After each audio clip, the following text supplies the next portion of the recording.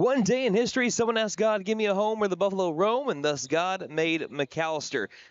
It's an overused phrase, but it's been a heck of a year. And here tonight in the heart of Pittsburgh County, we have the final game of the calendar year. And what better way to end a historic year than with a rare matchup? It's Pryor versus McAlester for only the second time in the last 20 years. Who will emerge victorious? We're about to find out.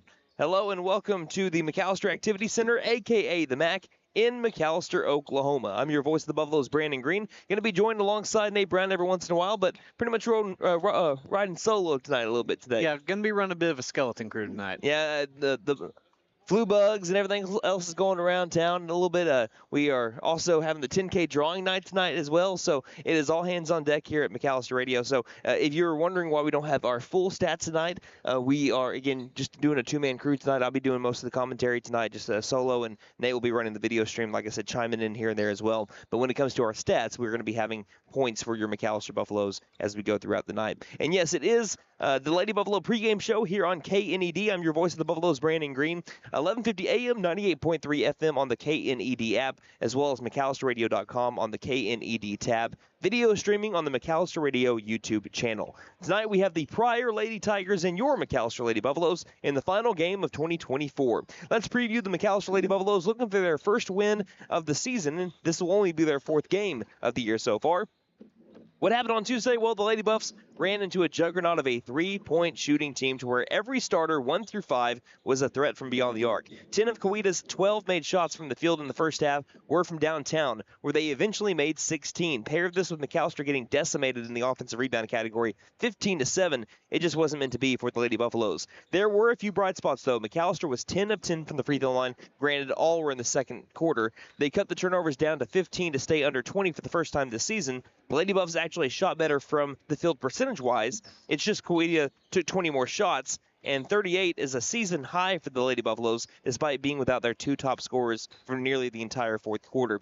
The standout players for McAlester, Rylan Lesnow, she had 12 points on 36% shooting, including 4-4 from the free throw line and a rebound, but she ended up fouling out early in the fourth quarter. Avery Alverson set a new career high. The senior had 9 points on 30% shooting, 1 of 5 from 3, 2 of 2 from the free throw line, 2 rebounds, 2 steals. And Cambry Zoomer ended up having 9 rebounds for a second straight game. Although, again, she stands at 5'4", she is averaging 9 rebounds per game over the last 3 games, leading the team in that stat category.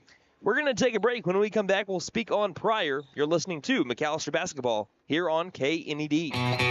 Hey guys, it's Sam from Sam Wampler's Freedom Ford in McAlester and Eufaula. With 2 locations to choose from, we have close to 200 vehicles on the ground and coming in. And with vehicles starting at $29.95, we have something for everyone. And if you need parts or service, we are loading up at both locations to serve you better. Plus, with our mobile service van and our pickup and delivery, we can help you with sales and service no matter where you are. So come see us at Sam Wampler's Freedom Ford in McAlester and Eufaula and let us make it happen for you.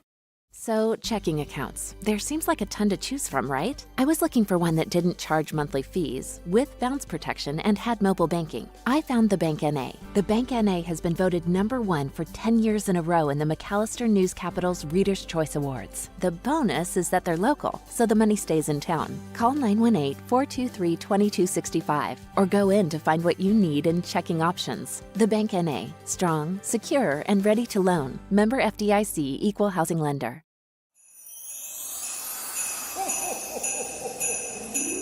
It's the most wonderful time of the year, the Nissan year-end sales event. Come dash through the snow in the all-new reimagined Kicks. Or give the gift of pure adrenaline and test drive a Z. No reindeer here, it's all horsepower. Santa isn't the only one delivering presents this year. We'll even put a bow on it. And don't forget to tell them Maddie sent ya. Finn Nissan is your best deal dealer. Shop us online now at finnnissan.com. Don't freeze before the slam dunk. Flare it to the goal. Warm as a fireplace or cool as winter snow. When summer blazes or winter bites, Freeze and Flare Comfort Advisors will be on site. Don't despair. Call Freeze and Flare Heat and Air. Licensed, bonded, and insured. Mechanical license number 001-44485. Freeze and Flare Heat and Air LLC. Your comfort's our game. Patriot Chrysler Dodge Jeep and Ram in McAlester says bring on the monstrous discounts on new Jeeps in stock, including Jeep Wranglers. Take up to $12,000 off new Wranglers or 0% for 72 months. The hot-selling Compass discounted $8,000 off or price at $19,900. Wow! Patriot makes your next Jeep affordable, which allows you to pay off those pesky credit card bills. Patriot Chrysler Dodge Jeep and Ram in McAlester. Wrangler MSRP 68190. Compass 28090.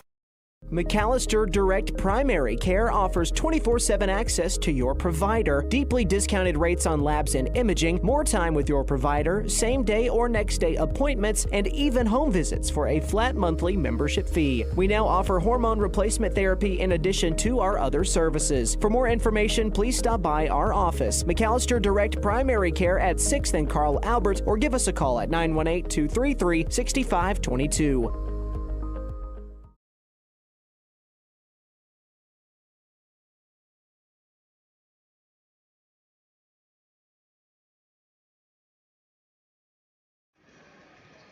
Welcome back to Buffalo Country. I'm Brandon Green along with Nate Brown. Here in the pregame show, we previewed your Lady Buffaloes. Now let's take a look at McAlster's opponent, the Pryor Lady Tigers, led by head coach Donnie Martin. So the Pryor Lady Tigers are currently ranked third in 5A4.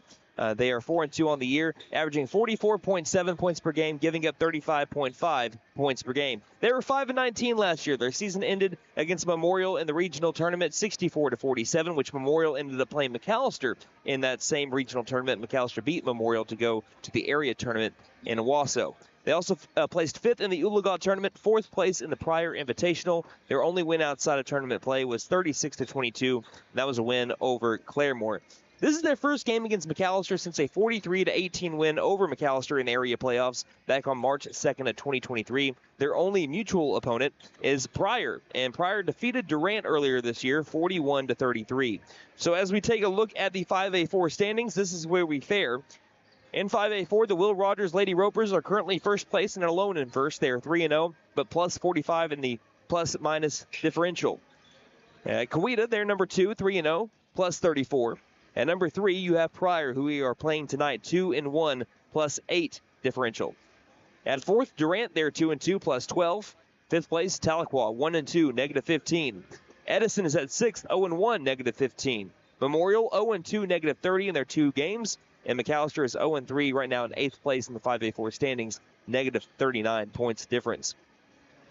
So let's look at some players to watch right now for the McAlester Lady Buffaloes. There's only a few players that had played in that game a couple years ago. Before that game, the Lady Buffaloes hadn't played the Lady Tigers since 2016. And then before that, it's been at least 25 years. Right. It's been a long time since these two teams have played. They don't play very often, which is weird since we played Tahlequah so many times, and Tahlequah is about the same distance than Pryor. I know it's in a different area, but still it's odd that we don't play Pryor all that often in the sport of basketball. But the players that ended up playing against Pryor a couple of years ago in that area tournament, Bodie Nystrom, Avery Alperson, Kaylee Knight. Those are the 3 players that played. Again, McAlester lost that game 43-18.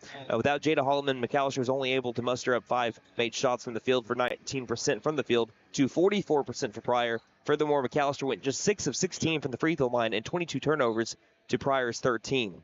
So now let's look at some players to watch. And really, the player to watch that we're looking at tonight is Cambry Zoomer. Zoomer is a young player who's still trying to get her exact footing in the sport, but only one thing that she's done one thing consistently really well all throughout the last 3 games, and that's rebound the ball. Again, if I told you that she would get double-digit rebounds throughout like 2 of the 3 games, I would not have believed you, and I would have probably called to put you in a mental asylum. Yeah, because, again, she stands at 5'4", and usually you don't see someone at 5'4" leading the team in rebounds, especially when you have someone as good of a rebounder as Bodie Nystrom on the floor. I mean, if you're putting that in NBA terms, that's like a 6-foot guard leading the league in rebounds. But that it just doesn't happen. But those second opportunities that she's helping create are a big reason why the Lady Buffs have been in the games that they have been in for as long as they are. That's why she's my player to watch for McAlester tonight. And not only just because of that, she hit her first 3-pointer of the season on Tuesday against Coweta. And we know her shot can fall. So if that one shot falls, maybe that's what she needed to get the stone rolling down the hill. You know what I mean? Yep. Looking at some keys of the game, control the tempo. This Lady Buff squad isn't going to beat you scoring in the 50s or even in the upper 40s. They need to dictate the game flow, slow it down to their level, and score methodically. Also, you need to eliminate turnovers. They were an issue the last time that we were here in McAlester, although they did a stellar job of forcing their own turnovers as well. And lastly, work on the foul game. This is a young team that does not rotate a bunch of players. If you can keep your best players out of foul trouble and on the floor, that'd go a long way in getting a W for the Lady Buffaloes heading into Christmas break.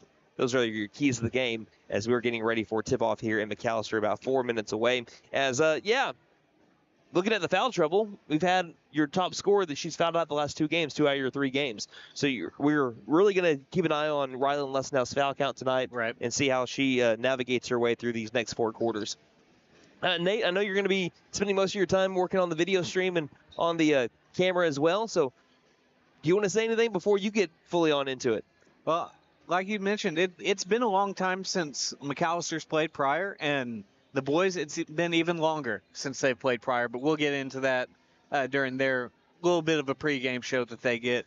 But this should be an exciting matchup. It should be a good test for these Lady Buffaloes, and I'm excited to see what they bring. We'd like to thank our sponsors, not just for tonight, but all season long. Sam Walters, Freedom Ford, the Bank N.A., Fitton Nissan, Freeze and Flare Heat and Air, Patriot Chrysler Dodge Jeep and Ram McAlester, McAlester Direct Primary Care, Stipe Law Firm, and Buck Wilson Frame and Body Shop. We'll have starting lineups coming up in less than 3 minutes. You're listening to Lady Buff Basketball here on KNED. Stipe Law Firm, your first call when the unthinkable strikes. For over 80 years. We focus on wrongful death, personal injury, truck and oil field accidents, insurance, bad faith, probate, end-of-life preparation, and Social Security disability claims. We are here to advocate for you in all of your legal needs. We are a full-service law firm with over a century of experience representing Oklahomans across the state, professionally and discreetly. We win our cases in courtrooms, not on social media. Call today, 918-423-0421, or go online to stipelaw.com.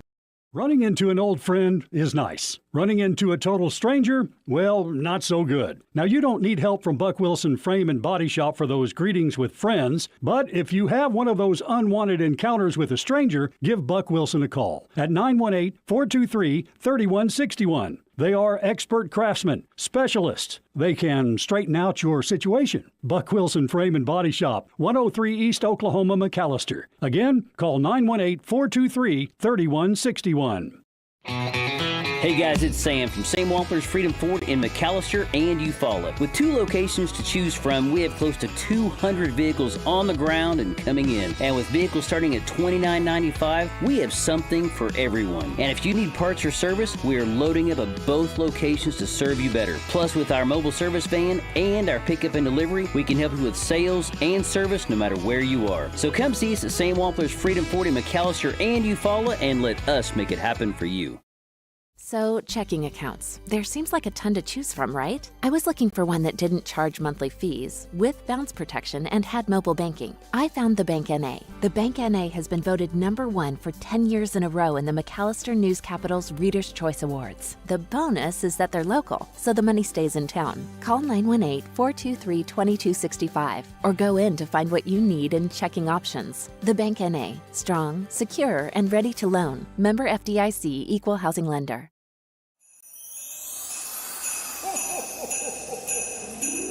It's the most wonderful time of the year, the Nissan year-end sales event. Come dash through the snow in the all-new reimagined Kicks. Or give the gift of pure adrenaline and test drive a Z. No reindeer here, it's all horsepower. Santa isn't the only one delivering presents this year. We'll even put a bow on it. And don't forget to tell them Maddie sent ya. Fitton Nissan is your best deal dealer. Shop us online now at fittonnissan.com.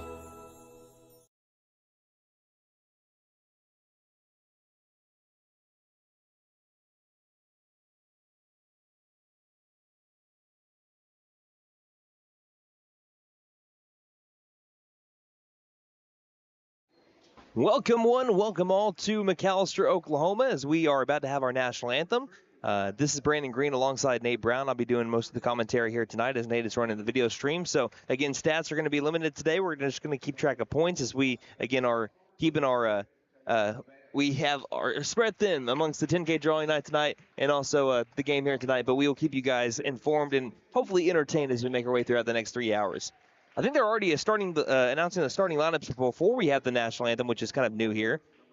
It looks like Did not know we were doing that. So, Okay, so 3, 10, 1, 31, 22.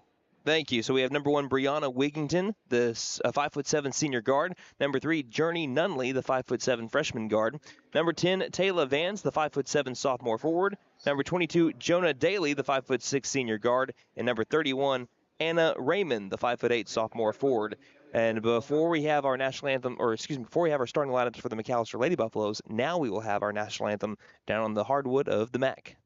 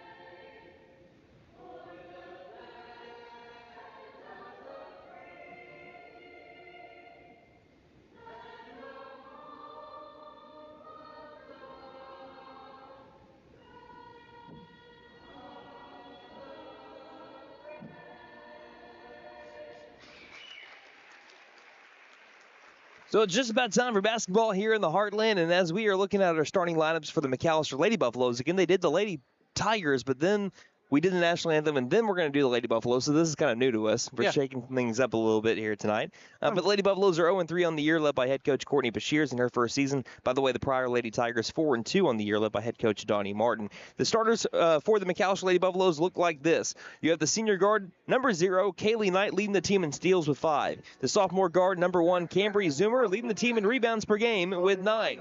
You have the senior guard, number 3, Avery Alverson, leading the team in three-point percentage, and also coming off of a career high against Quita back on Tuesday. You have sophomore guard number 5, Rylan Lesnow, who's leading the team in points per game at 12.7 and free throw percentage at 80%. And rounding out the starting 5 for the McAlester Lady Buffaloes, sophomore guard number 21, Taylor Williams. Not starting tonight is Bodie Nystrom. Again, she suffered a head injury back on Tuesday, and it looked like she's being held out for, that sort of reason it looks like right now. So she is not suited up tonight. Bodie Nystrom will not be available for the McAlester Lady Buffaloes with what I presume to be a head injury, what she sustained back on Tuesday. So the McAlester Lady Buffaloes are wearing their home white-on-white uniforms with the gold numerals on the front and back. And as for the Pryor Lady Tigers, again, Nate, you're going to have to help me out here. Again, I'm colorblind if people didn't know that. So blue jerseys, blue shorts, white lettering. Just had to make sure they weren't purple, Yeah. No, I mean, these are some of the more fairly just plain jerseys that we've seen. But it works. Yeah, it looks very clean. Yep, it's about time for our tip-off sponsor. That is McAlester Clothing Consignment. Accepts consignments Mondays, Wednesdays, and Fridays and offers a 50-50 split. Consign with us and pick up great bargains. 1212 South Main, McAlester, behind Dollar General. The Lady Buffaloes will be moving it left to right when they have the ball, and the Lady Tigers right to left when they have the basketball. As we have inside the circle, Anna Raymond. She is inside the circle opposite of your Lady Buffalo sophomore, Rylan Lesnow. There's the whistle. Ball's up in the air. Tip is won by Pryor just barely, and it's basketball time here in the Heartland. Taylor Vance received the ball and gave it off over to Wigington. Wigington dribbles in the front court, passes to the top of the key. Raymond feeds it right wing, about 10 feet from the three-point line, guarded up by Alverson. McAlester working in a zone defense here. Looks like a 2-1-2 zone defense, I'd say. Left wing, Wigington back to the edge of the circle. Dribbling with the left hand, weaving, bobbing. Jonah Daly passes it out to the baseline, to the high post, feeding it between two McAlester Lady Buffaloes, and somehow found its target, Taylor Vance. And the Lady Tigers lead here early over the Lady Buffaloes 2-0. McAlester is lucky. There's a tip ball that goes straight to Kaylee Knight. It was almost stolen, Kaylee Knight rather, as they finally get to the top of the key and they're able to set up the offense. Avery Alverson, a lot of pressure on her by Jonah Daly. Gets it to the left wing to Lesnow. She's guarded up well. She drives now towards the rack. Lost control of the ball. It'll be stolen by number 1, Brianna Wigington. Lady Tigers up 2-0, 60 seconds into the first quarter. They find a lady open down in the paint. Looked like she might have traveled as we have a tie ball here, and it'll be McAlester basketball as there is a block, I believe, for Rylan Lesnow. And you can even call it a steal. Excuse me, that was Avery Albertson that came in there. So Avery Albertson is able to give the Lady Buffaloes the ball back. 6:56 remaining in the first quarter. Lady Tigers up 2-0, and they're running sort of a soft full-court press. They beat it with one pass over to Kaylee Knight. Knight bounce passes to the left wing. A couple of bounces, but finds his target to Lesnow. Lesnow tries to dribble around a Lady Tiger, but steps out of bounds first. And what I've been seeing so far is Jonah Daly, doesn't matter who has the ball, she is tasked within the front court. Get on their hip. 6:43 left to go in the first quarter. Lady Tigers look like they have plenty of depth here, and a pretty good senior crew as well. Baseline, far side, just inside the three-point line. The ball found its way over to Vance, who has the only 2 points so far for the Lady Tigers. It finds its way to the left wing. Three-pointer is up by number 3. That is Nunley, and it's air ball, but it's an offensive rebound by the Lady Tigers. It then scoots out of bounds. They'll stay with the team in blue. 6:24 left in the first. Baseline inbound on the way. They do get it inbound to the right block. It's in for 2, and the Lady Tigers lead 4-0 with a 2 made by Anna Raymond. 6:13 left to go in the first quarter. Dribbling down the near side. Zoomer is triple teamed, and we have a tie ball. This one will be going over to the Lady Tigers, and she was triple teamed as soon as she made her way across the half-court line. It seemed like this was something that McAlester kind of struggled with against Coweta as well at times. Again, they only had 15 turnovers, which is lower than their season average of 20.3. But when they got themselves into the corner, that is where Coweta started to feast. Again, the only teams that McAllister's played so far this week, they have the mascot Tigers. Pass out to the left wing. Shovels over to the right side. Daly to the high post. Back out. Top of the key. Long 2 is missed. Rebounded by Rylan Lesnow. 2 minutes in. McAlester trails 4-0. Looking for their first points. And they do not have their second leading scorer available tonight.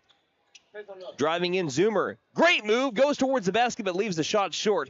And we have a rebound by Journey Nunley going the other way. 5:40 left in the first. Quickly down the floor. Wigington goes. Kicks it. Far corner. 3-pointers in the air and off. And a good box out and a rebound by the offense as it's Journey Nunley with 2 points. So 6 points for the Lady Tigers and all 3 baskets that they made so far from different players. It's a 6-0 Pryor lead with 5:22 left in the first. And we have a foul called here. It's our first foul of the day for either team, and it looks like it's going to be on Pryor. Along the far sideline. Foul's going to be on number 1 for Pryor. Brianna Wigington, she fouled fellow number 1 Cambry Zoomer, who looked like she kind of got a little banged up on that play, but she's fine. She takes the inbound from Albertson. McAlester facing a zone defense of their own. A little 2-3 zone defense action here from the Lady Tigers. 5:12 left in the first, and a 6-0 ball game. Pryor leads. Williams drives to the baseline, goes up for the shot, misses it, is fighting for her own rebound, couldn't gather it, and it rolls out of bounds. That was McAllister's problem, I really feel like, against Coweta. They really didn't get a lot of shots up. Right. The Coweta Lady Tigers had 58 shots to McAllister's 38, despite McAllister actually shooting better than Coweta. They had a higher percentage. It's just that 20 more attempts for Coweta, and more attempts that you have, the better chance you have of scoring. Lady Tigers right now, Pryor leads 6-0. 4:49 left in the first. Pass to the low post. They found an open lady, and it's an easy bucket for Anna Raymond. 4 points for the sophomore, and it's an 8-0 Lady Tiger advantage almost through the first half of this first quarter. Zoomer breaks the press by herself, but she's still double-teamed. Looking for an open lady, she finds Albertson with her heel on the edge of the circle. That M that stands between those 2 white lines. Lesnow now gets the ball, drives in, goes up for 2. The floater is going to be missed, gets her own rebound. Up for 2 again, too hard off the glass. And ripping her way with the rebound is the Lady Tiger, and it finds its way to a wide-open Jonah Daly. Up for 2, makes it with a left hand, and it's a 10-0 ball game. The Pryor Lady Tigers lead the McAlester Lady Buffaloes with 4:13 remaining in the first. We'll take a 30-second timeout and be back. You're listening to Lady Buff Basketball here on KNED. Don't freeze before the slam dunk. Flare it to the goal. Warm as a fireplace or cool as winter snow. When summer blazes or winter bites, Freeze and Flare Comfort Advisors will be on site. Don't despair. Call Freeze and Flare Heat and Air. Licensed, bonded, and insured. Mechanical license number 001-44485. Freeze and Flare Heat and Air LLC. Your comfort's our game.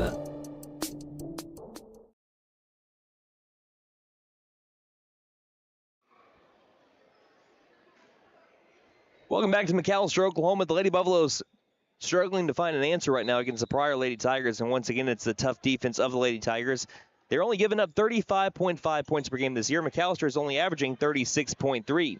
Currently in the backcourt, they got to get the ball across half-court line. Zoomer knows this and quickly throws it across half-court line to Avery Alberson. Now they feed it inside the paint. Tough two on the way for, Rylan Lesnow. She got it and one. A prayer of a shot from directly underneath the backboard. And she gets the first 2 points for the McAlester Lady Buffaloes, and she's fouled. So she shoots, she scores right this way. Miss Lesnow to the charity stripe. Foul was on number 24 for Pryor. That is Peyton Marlett. This trip to the free throw line brought to you by Big V Feed Center as Lesnow sinks the free throw. For your animals' needs plus winter feed booking prices, call 918-426-1951. And it is a 10-3 ball game. That's just what McAlester needed just to get on the scoreboard and get almost the maximum amount of points that you're allowed on a possession. Low post, back out to the free throw line. Jumper on the way. It clanks off the iron, but it does fall after a Tiger bounce. With the two was number 2, Nevaeh Chupp.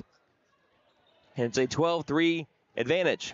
Lesnow once again goes towards the rack, goes up for 2, can't get her shot to fall. She gets her own rebound, and she got another and one. Rylan Lesnow in back-to-back possessions is able to score and try to get some change here at the free throw line. Foul was on number 21 for Pryor. That's her first. Sorry, folks, I don't have a roster in front of me.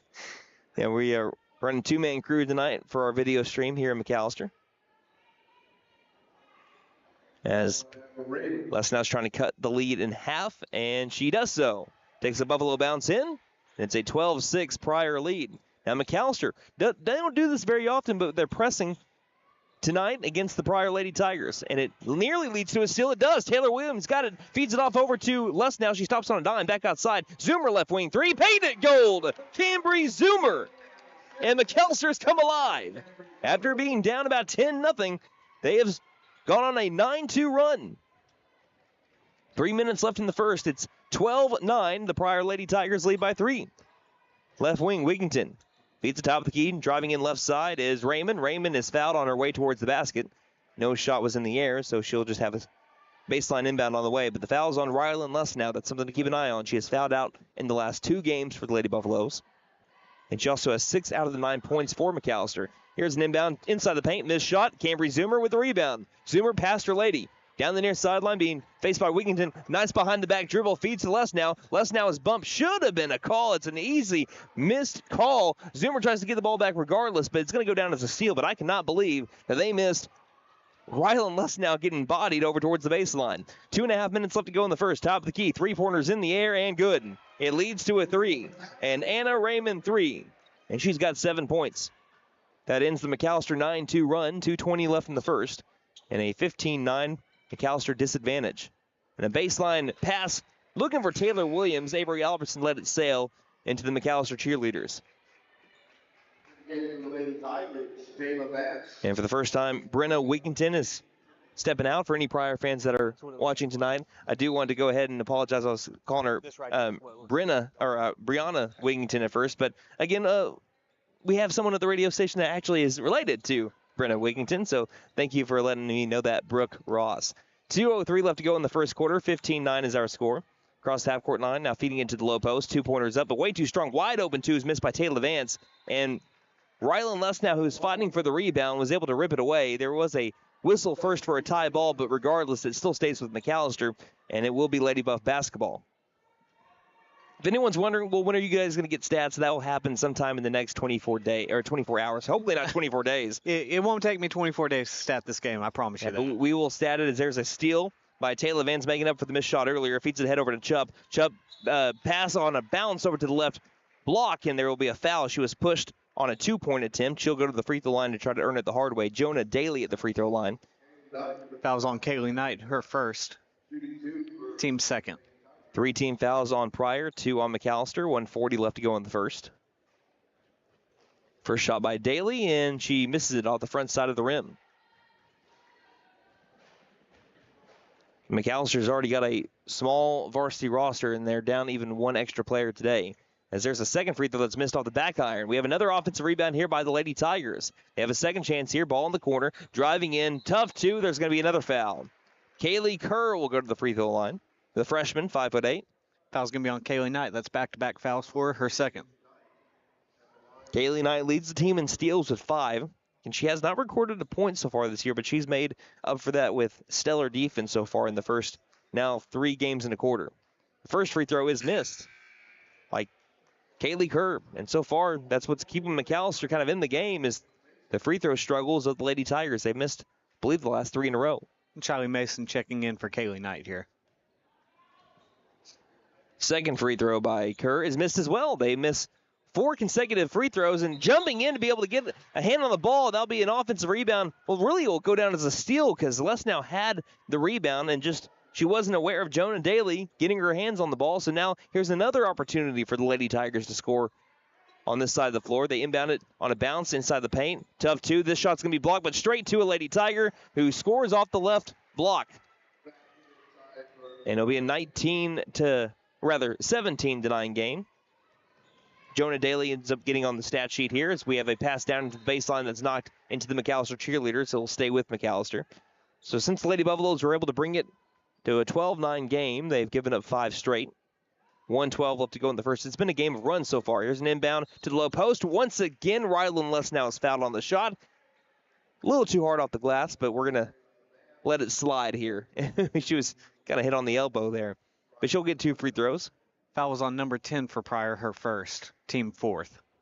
Although McAlester struggling to get points this year, they are 72% from the free throw line as Lesnow makes another free throw. She got 7 points on the night.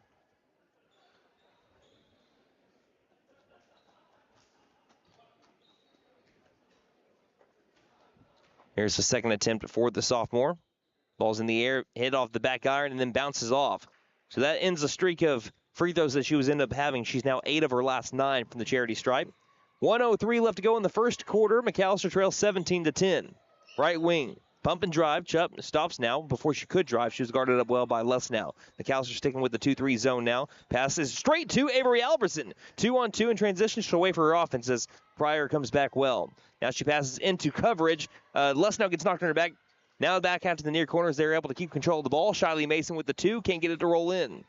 Ball's on the deck, rebounded by Taylor Vance, and the Lady Tigers move the other way, up by 7.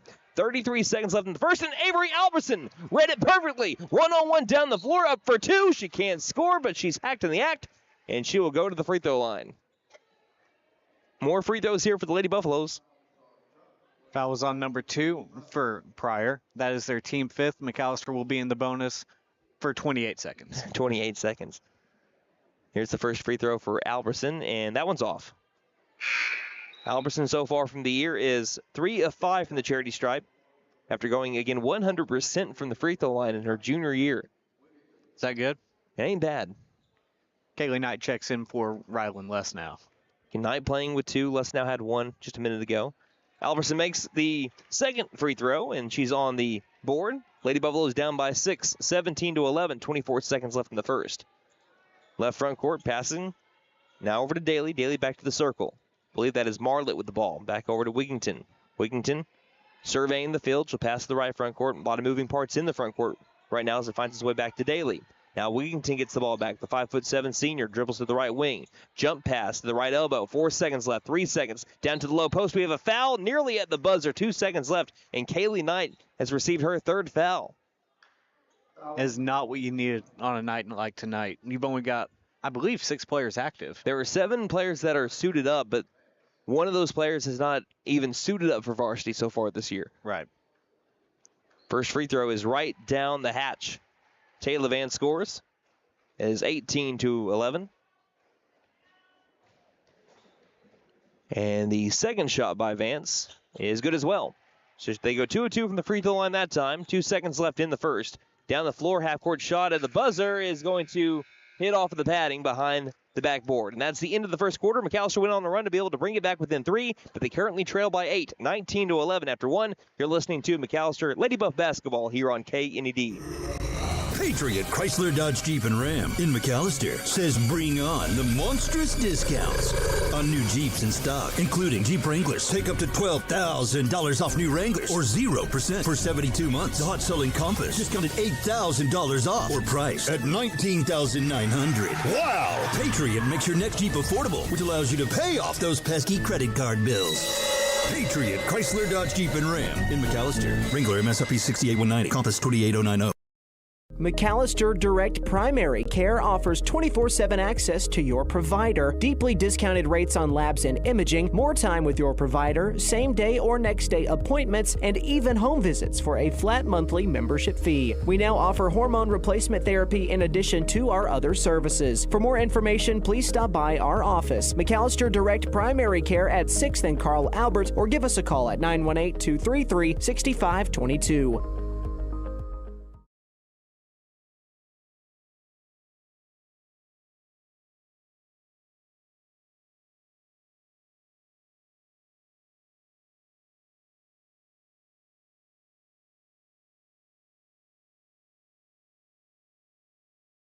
You're joining us in the middle of action as McAlester has a Lady Buffalo tackled on the right block. It was Cambry Zoomer as you're joining us in the middle of action. 7:50 left to go in the second quarter. The Lady Tigers lead the McAlester Lady Buffaloes 19-11. This trip to the free throw line is brought to you by Big V Feed Center for your animals' needs plus winter feed booking prices. Call 918-426-1951. Cambry Zoomer's first free throw is made after it bounced around like 3 or 4 times like a pinball machine. Lady Buffaloes strike first here in the second quarter.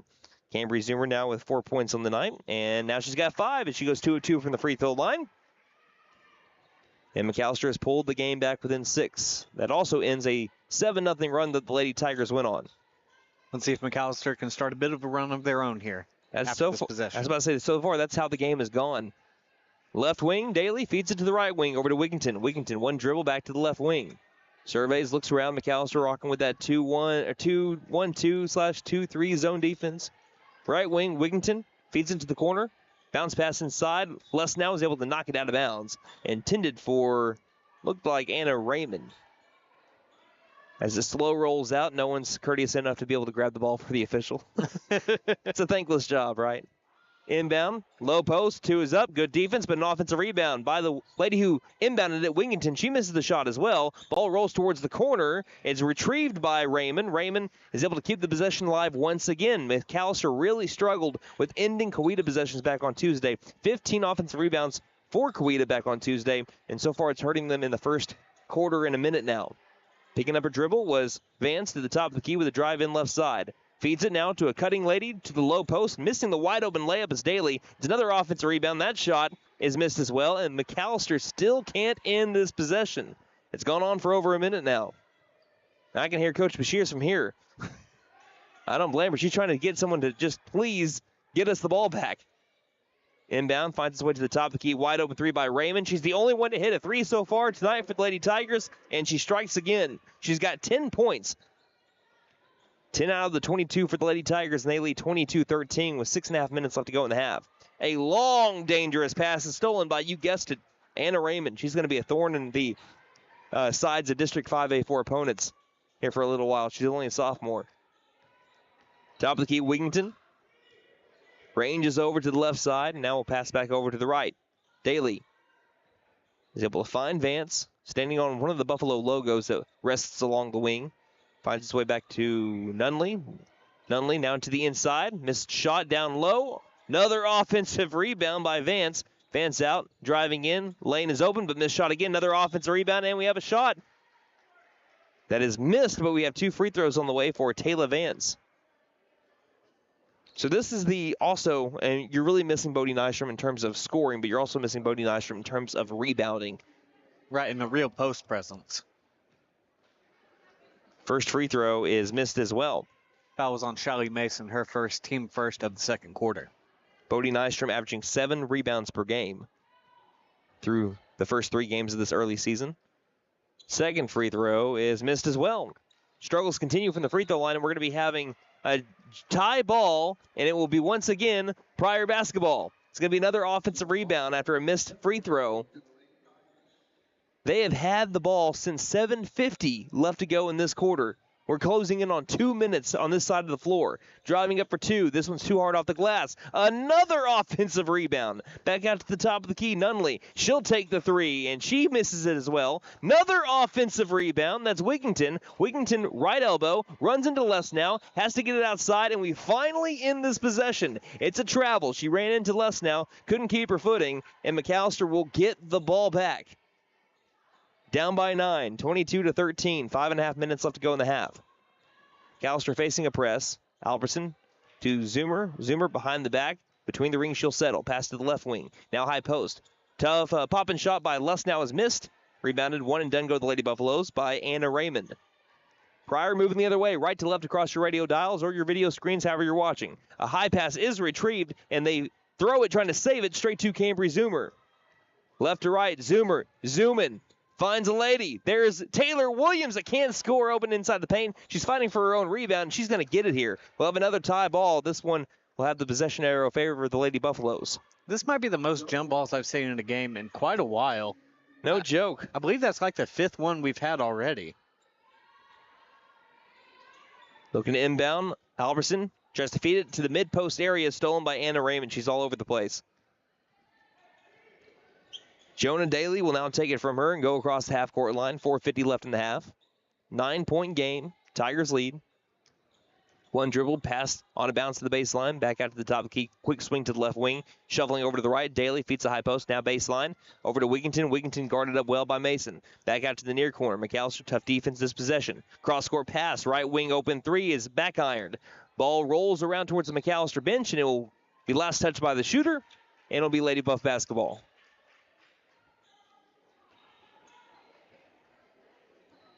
Inbound to Zoomer with 4:25 left in the half. Zoomer bounce passes it back over to Albertson. Albertson will just take it herself across the half-court line, lobbing it to the near corner to Mason. Mason looks, guarded up, double team, tries to find Williams in the low post, and that one's stripped away and stolen again. Nunley down the floor, 2-on-2, quickly, tries to bounce it to the left block, but she's fouled first. Based on the body language, this is going to be on Avery Albertson. No, it's going to be on Cambry Zoomer. And that will be her first. Team second. 4:12 remaining in the half. Lady Tigers lead the Lady Buffaloes 22-13. McAlester has had 1 point so far this quarter. They were held scoreless for the first half of the first quarter as well. Then they were able to come up with 12 points fairly quickly, I believe. Still looking to inbound. They find someone. Raymond, low post, scores. Anna Raymond continues to ball out for the Lady Tigers. She's got half their points. It's 24-13. 4:03 left in the half. Trying to drive a Zoomer. Could have been charged with an offensive foul there. She lost the ball, guarded up well by a Lady Tiger. There it is, number 22, Jonah Daly. Past the high post. Lesnow on the drive, and she's going to be charged with the charge. At the mid-range area, she just completely extended the arm, pushed her Lady Tiger down, and that'll be the second foul on Rylan Lesnow. 3:51 remaining in the half. And that was Lesnow second, team third here in the second quarter. Jogging across the half-court line will be Jonah Daly. She passes right. Back to Daly on the white line. Guarded up by Albertson, who decides to pressure Daly a little bit here. Ball finds its way to the right block. Tries to feed it to the left block into traffic. It's still on the floor. We're going to have a tie ball here. This one should stay with Pryor, and it will. And checking in, we have a new player for the McAlester Lady Buffaloes as we have an inbound straight to the low post, and scoring is Pryor, and that will lead us to a score of 26-13, 3:29 left to go in the first half. We'll take a timeout and be back. You're listening to McAlester Lady Buff basketball here on KNED. Stipe Law Firm, your first call when the unthinkable strikes. For over 80 years. We focus on wrongful death, personal injury, truck and oil field accidents, insurance, bad faith, probate, end-of-life preparation, and Social Security disability claims. We are here to advocate for you in all of your legal needs. We are a full-service law firm with over a century of experience representing Oklahomans across the state, professionally and discreetly. We win our cases in courtrooms, not on social media. Call today, 918-423-0421, or go online to stipelaw.com. Running into an old friend is nice. Running into a total stranger, well, not so good. Now, you don't need help from Buck Wilson Frame and Body Shop for those greetings with friends, but if you have one of those unwanted encounters with a stranger, give Buck Wilson a call at 918-423-3161. They are expert craftsmen, specialists. They can straighten out your situation. Buck Wilson Frame and Body Shop, 103 East Oklahoma, McAlester. Again, call 918-423-3161.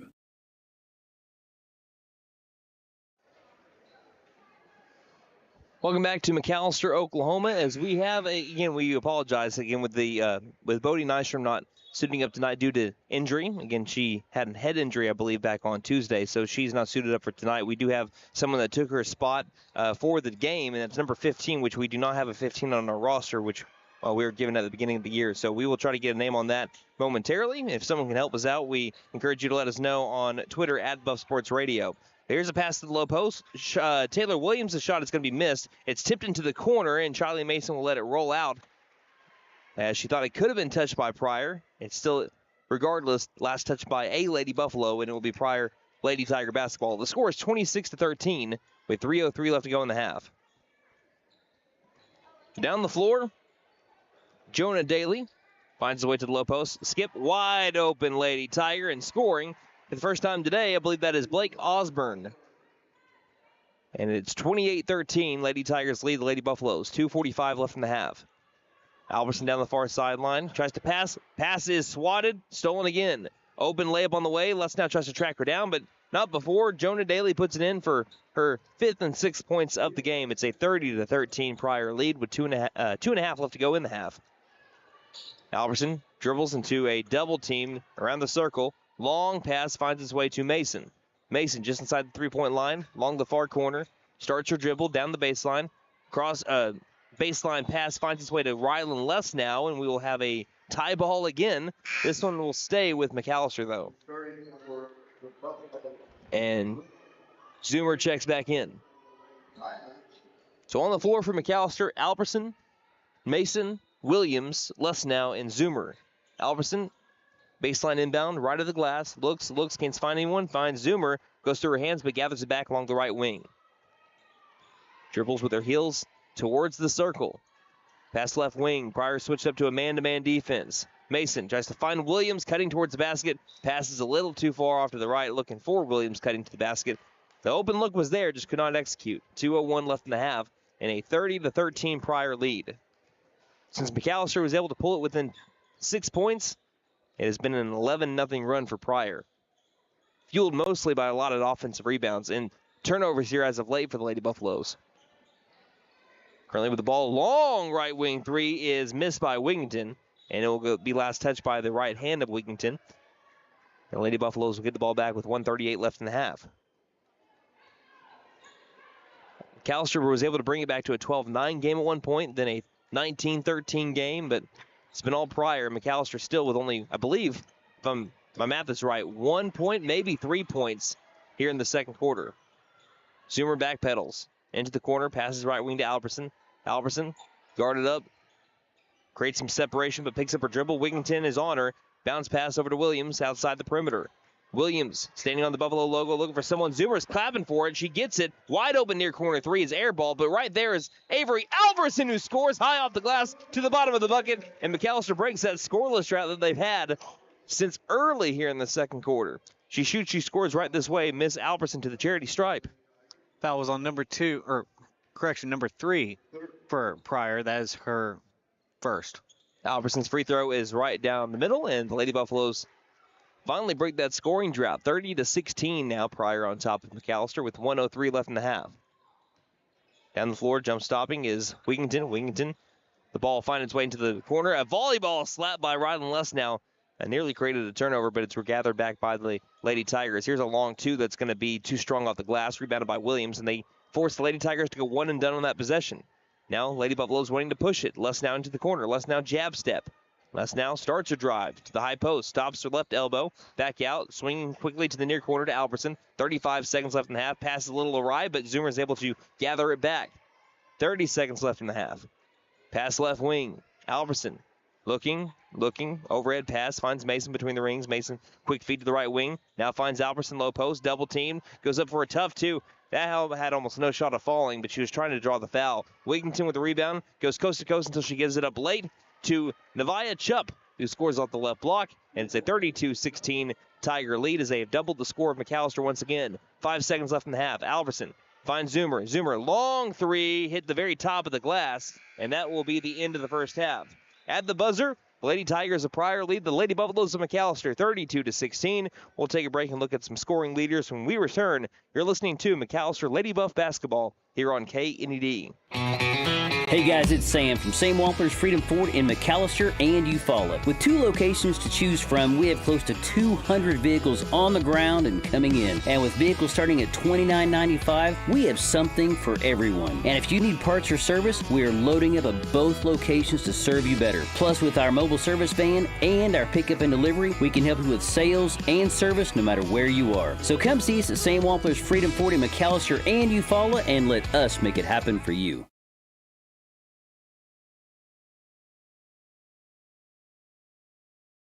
So, checking accounts. There seems like a ton to choose from, right? I was looking for one that didn't charge monthly fees, with bounce protection, and had mobile banking. I found the Bank NA. The Bank NA has been voted #1 for 10 years in a row in the McAlester News Capital's Reader's Choice Awards. The bonus is that they're local, so the money stays in town. Call 918-423-2265 or go in to find what you need in checking options. The Bank NA. Strong, secure, and ready to loan. Member FDIC, Equal Housing Lender.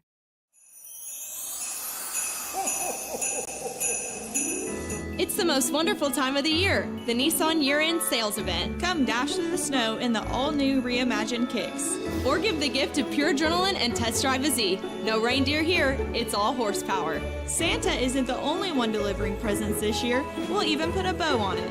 And don't forget to tell them Maddie sent ya. Finn Nissan is your best deal dealer. Shop us online now at finnnissan.com. Don't freeze before the slam dunk. Flare it to the goal. Warm as a fireplace or cool as winter snow. When summer blazes or winter bites, Freeze and Flare Comfort Advisors will be on site. Don't despair. Call Freeze and Flare Heat and Air. Licensed, bonded, and insured. Mechanical license number 001-44485. Freeze and Flare Heat and Air LLC. Your comfort's our game. Patriot Chrysler Dodge Jeep and Ram in McAlester says bring on the monstrous discounts on new Jeeps in stock, including Jeep Wranglers. Take up to $12,000 off new Wranglers or 0% for 72 months. The hot-selling Compass discounted $8,000 off or priced at $19,900. Wow! Patriot makes your next Jeep affordable, which allows you to pay off those pesky credit card bills. Patriot Chrysler Dodge Jeep and Ram in McAlester. Wrangler MSRP 68190, Compass 28090. McAlester Direct Primary Care offers 24/7 access to your provider, deeply discounted rates on labs and imaging, more time with your provider, same-day or next-day appointments, and even home visits for a flat monthly membership fee. We now offer hormone replacement therapy in addition to our other services. For more information, please stop by our office, McAlester Direct Primary Care at 6th and Carl Albert, or give us a call at 918-233-6522.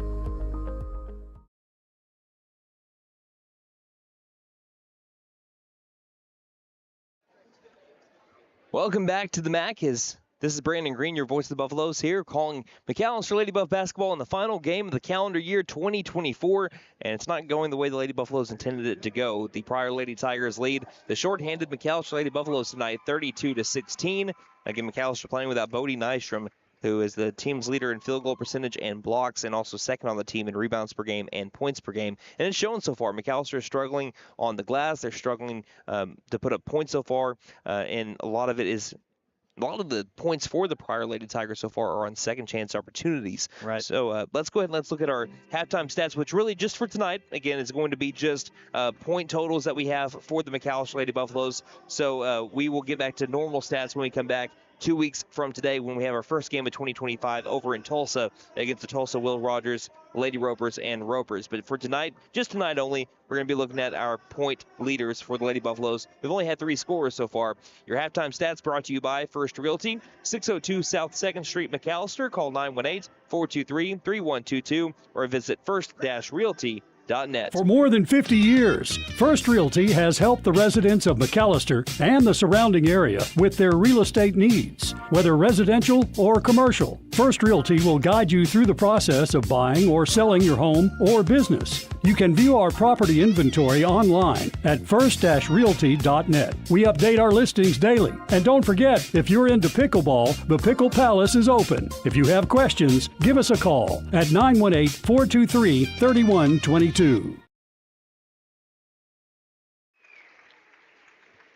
So our point leader so far from the McAlester Lady Buffaloes, Rylan Lesnow, leads at the end of the first half with 7 points for the Black and Gold. Also, Cambry Zoomer second with 5 points, including a made 3, the only made 3 so far tonight for the Lady Buffaloes. And Avery Albertson right behind Zoomer with 4 points. So those are our leading scorers for McAlester. Only 3 scores for the Lady Buffaloes so far as they are trailing at the break by a score of 32-16. And a lot of the scoring done for the Pryor Lady Tigers is Anna Raymond. Anna Raymond has been fantastic, not only scoring, not only getting rebounds, but also getting steals as well. And she's been kind of a one-lady wrecking crew. Her and Brenna Wigington has been able to facilitate where they can find open shots. Vance has been able to get herself going in the second quarter, same as Jonah Daly. And really for Pryor, with a deep team, it looks like, they're able to spread the level a little bit. Now, they're not really shooting the ball that well, but they are getting a lot of offensive rebounds, which is leading to them getting way more shots. It's kind of a copy and paste of what we saw Tuesday against Coweta. McAlester was out-rebounded on the offensive side 15-7, and you're seeing it something similar to that, if not way, way worse, because tonight, I think on one possession we saw had to be like 9 offensive rebounds.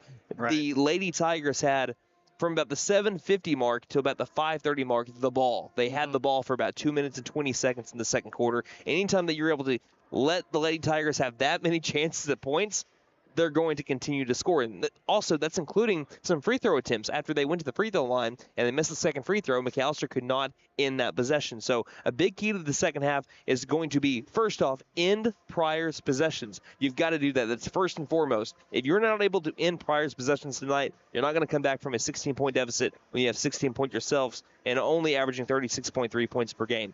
Your second key is you got to keep Rylan Lesnow on the floor, especially when you don't have your second points per game leader in Bodie Nystrom tonight. You're going to have to rely on her to be able to get a lot of scoring tonight. Now, Pryor knows that as well. They're going to be guarding Rylan Lesnow heavily in the second half, which means that you're going to have to get your scoring from elsewhere too.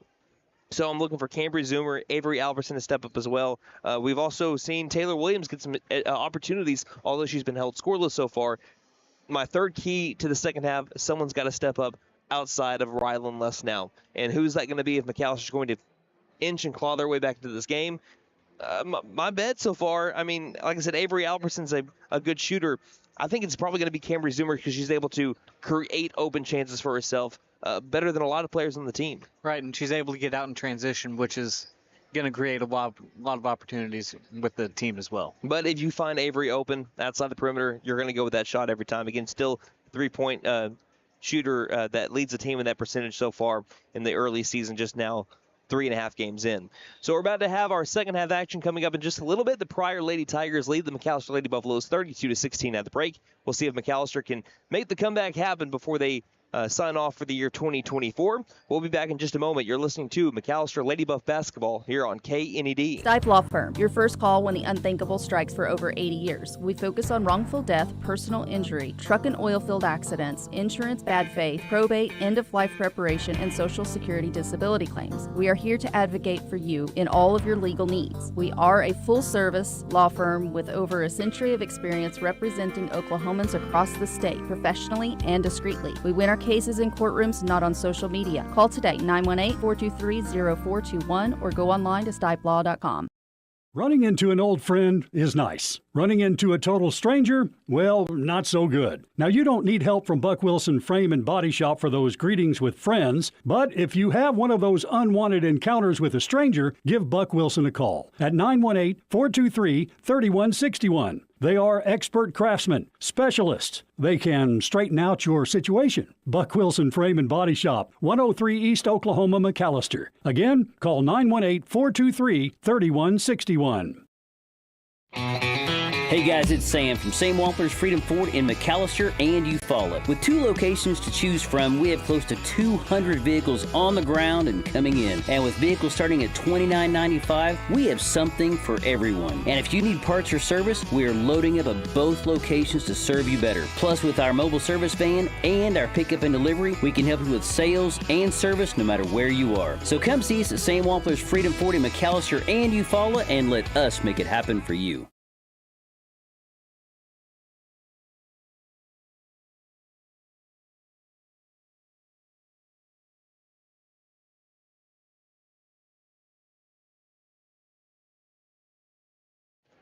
Well, it's a busy night in Pittsburg County. Not only do we have the final basketball games of the calendar year, we also have the 10K drawing happening tonight down on Choctaw Avenue in McAlester, Oklahoma. So for those that are having to be over there, we understand. We got you covered over here. The McAlester Lady Buffaloes trail as we just now are starting the second half, 32-16. We have flip sides now. Pryor on the right side of the half-court line. They have a far corner 3 that's on the way, and they start off the second half with a bang. As number 3, Journey Nunley matches her number, and the Lady Tigers lead the McAlester Lady Buffaloes 35-16. On the floor for McAlester is Zoomer, Lesnow, Alberson.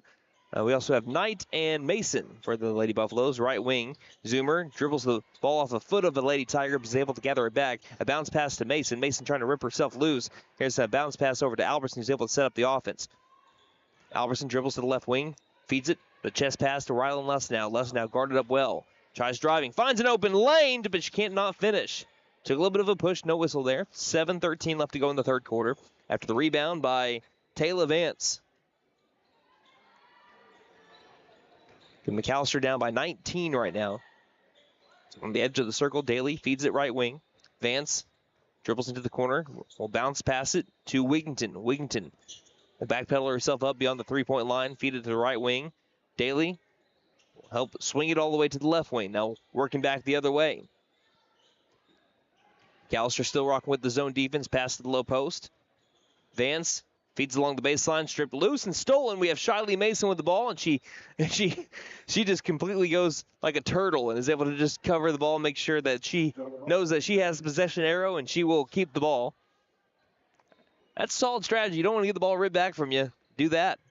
Zoomer down the floor, especially if you know you have the possession arrow. Zoomer right down the floor. Struggled there. She ran right into Taylor Vance, who is able to knock it away. It's stolen by the Lady Tigers again. 6:23 left in the third.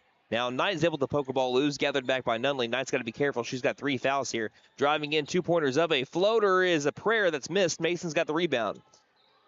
Mason, a little quick feed over to Zoomer, who will take her pass down the far sideline over to Alberson. Alberson feeds it back to the top of the key.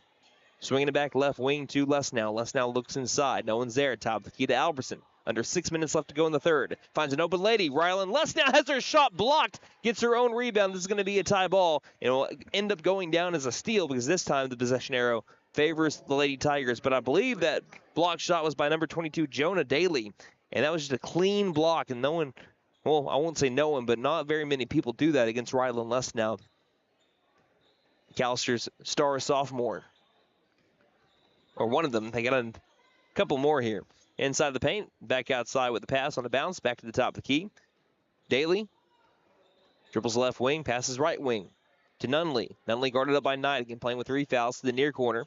With the drive is Vance. Now she kicks it back out to the near corner. Daly feeds it low post and into a wide open lady. The 2 is up and made by Taylor Vance. Wide open shot was able to be created there. The Lady Tigers lead the Lady Buffaloes 37-16. Alberson feeds it far sideline, dribbling across the Zoomer. Zoomer gives it back over to Alberson. Alberson calling out the plays, waits for that to get set up. Bounce pass to Knight, left wing. 5:05. Knight working out for pivot foot. Will overhead pass it back over to Alberson. Surveying the field, will pass to right wing. Backpedaling it on up, picking up her dribble. Zoomer. Now to Mason, far corner. Mason fakes the pass to the baseline. Instead gets it back to the front court. Ball finds its way back over to Alberson again. Just nothing easy coming right now for the Lady Buffaloes on offense. As Alberson try to go up with a 4th shot in traffic, and there will be a 4th foul on Kaylee Knight, and one that you just cannot make because Jonah Daly had the rebound along the baseline. She was left alone, but the push there from Knight gives her 4th foul.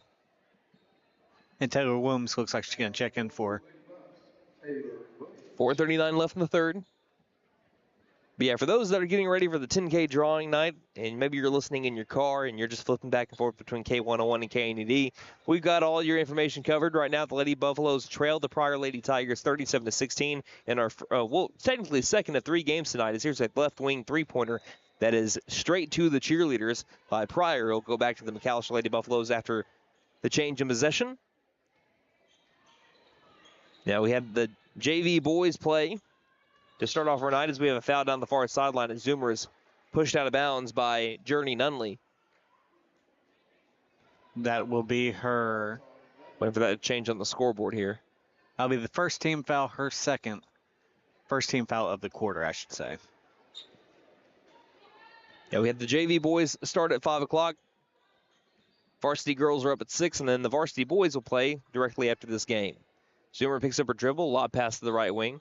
Alverson fakes a couple of passes, now still looks around, finds his way to Zoomer. Again, this 2-1-2 zone defense, really a 2-3, hybrid 2-3, has really been giving McAlester fits. Cross-court pass finds his way to Les, now in traffic. She has her shot blocked again, gets her own rebound, can't score on the follow-up. Offensive rebound, and that putback is good for Taylor Williams. She's now on the scoreboard. Taylor Williams, who had 4 points for McAlester, the most in her young McAlester career so far against Quita, gets her first 2 of the night. The Lady Buffaloes now trail 37-18 with 3:40 remaining in the third. Into the corner with the ball. Wigington. Wigington tries to drive, lost the ball, but it's straight to a Lady Tiger along the corner on the far side. Pass finds its way back to the left wing. They'll restart the offense with Kaylee Kerr with the ball. Dribbling in the front court, finds its way back to Wigington. A lot of moving parts again with one lady inside the paint. Here's the left wing three that's too strong. Rebounded by Zoomer. She's been held kind of quiet on the rebound category today after she's averaged 9 rebounds per game so far. Now it's over to Rylan Lesnow, who's fouled on the shot on her way towards the basket around the mid-post area. She misses the shot, but she'll try to earn 2 the hard way. This trip to the free throw line is brought to you by Big V Feed Center. For your animals' needs plus winter feed booking prices, call 918-426-1951. Fouls on number 4, Kaylee Kerr, her first. First shot is made by Rylan Lesnow, who, I don't want to jinx her. I know she's already missed one tonight, but she's been close to automatic at the free throw line so far. She's shooting close to 90% from the free throw line. Second free throw is good. See, that should tell you right there the jinx isn't real. I'll never believe it. 37-20. And here's a wide open lady as McAlester is trying to press. They still miss the wide open layup, and Rylan Lesnow is underneath the basket to be able to clear the board. Wide open was Taylor Vance, a starter for the Lady Tigers, just could not score after McAlester was caught sleeping on the press. Now going coast to coast, Avery Albertson can't score too hard off the glass here. We'll have another, this one's not a tie ball, this one will be a foul. Someone was draped on the back, and it was Rylan Lesnow on the back of the Lady Tiger. That is her third personal. And if McAlester is going to be in this game, they are going to need Rylan Lesnow. That's just the kind of fact that we face right now. She's averaging 12.7 points per game. That's 12.7 of McAllister's 36.3. She tips this ball straight to a Lady Tiger as McAllister is pressing again, but this time Pryor is able to beat it. Ball finds its way right wing to Kerr. Kerr shovel pass to Wigington, who backpedals into the front court to set up her offense. 2:24 left in the third. Pass high post, right elbow. Back outside on a bounce. Left wing, open three is up and right down the hoop. Peyton Marlett, the 5'8" senior forward, is able to once again double the lead of the McAlester Lady Buffaloes score. 40-20, 2:09 left in the third. Driving up for 2, and then we'll have another foul here as Zoomer was close to clothesline, but she was really falling into a Lady Tiger. It wasn't on purpose, but Zoomer, 2 free throws are going to be coming up. Foul was on number 24, her second.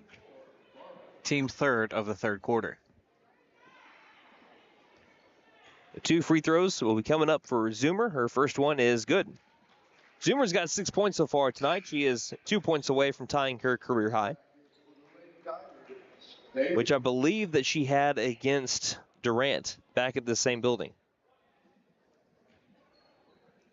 Second free throw is good as well. McAllister's been solid from the free throw line tonight, but we'll need a lot more of those to be able to get back into this game against Lady Tigers. They just not have been able to make their shots from the field. Most of their points coming from the free throw line. In the backcourt, showing off some nifty footwork. So we have a Timeout first? Yep, timeout first. Called by Donnie Martin as Jonah Daly was trying to make her way across the half-court line. So 1:59 left to go in the third quarter. Pryor leads McAlester 40-22 here on KNED. So, checking accounts. There seems like a ton to choose from, right? I was looking for one that didn't charge monthly fees, with bounce protection, and had mobile banking. I found the Bank NA. The Bank NA has been voted #1 for 10 years in a row in the McAlester News Capital's Reader's Choice Awards. The bonus is that they're local, so the money stays in town. Call 918-423-2265 or go in to find what you need in checking options. The Bank NA. Strong, secure, and ready to loan. Member FDIC, Equal Housing Lender.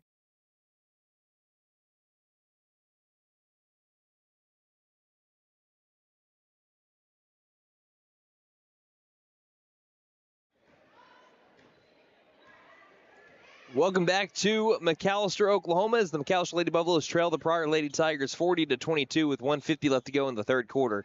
McAlester down by 18 on defense, and they get a steal here as Shiley Mason intercepts the pass underneath the basket, feeds it ahead over to Avery Albertson, who dribbles it across. To the left wing, Zoomer. Ball over her head, starts her dribble between the rings. Zoomer looks right, looks back left, finds Les Now. Looks for the open lady. Can't find anyone there. Top of the key. Pass back to the right wing. Zoomer tries to go baseline. Stop.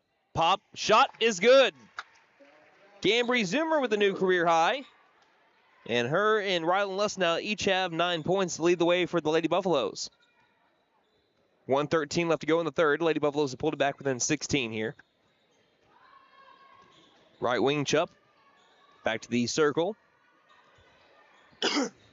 Ball finds its way to Marlett. Marlett bounce pass goes awry. Stolen again by Mason. 2 consecutive possessions that Shiley Mason has had a steal. Now Zoomer down the floor. She goes up for 2. Too hard off the glass. Gets her own rebound. Up for 2 and scores. She's into double digits for the first time in her career. And Cambry Zoomer and Shiley Mason, a 1-2 duo in these last 2 possessions, getting the steal, leading to 2 points on the other side, as McAlester is now down 40-26. Well, and you were asking who was going to step up outside of Rylan Lesnow. I think you've got your answer.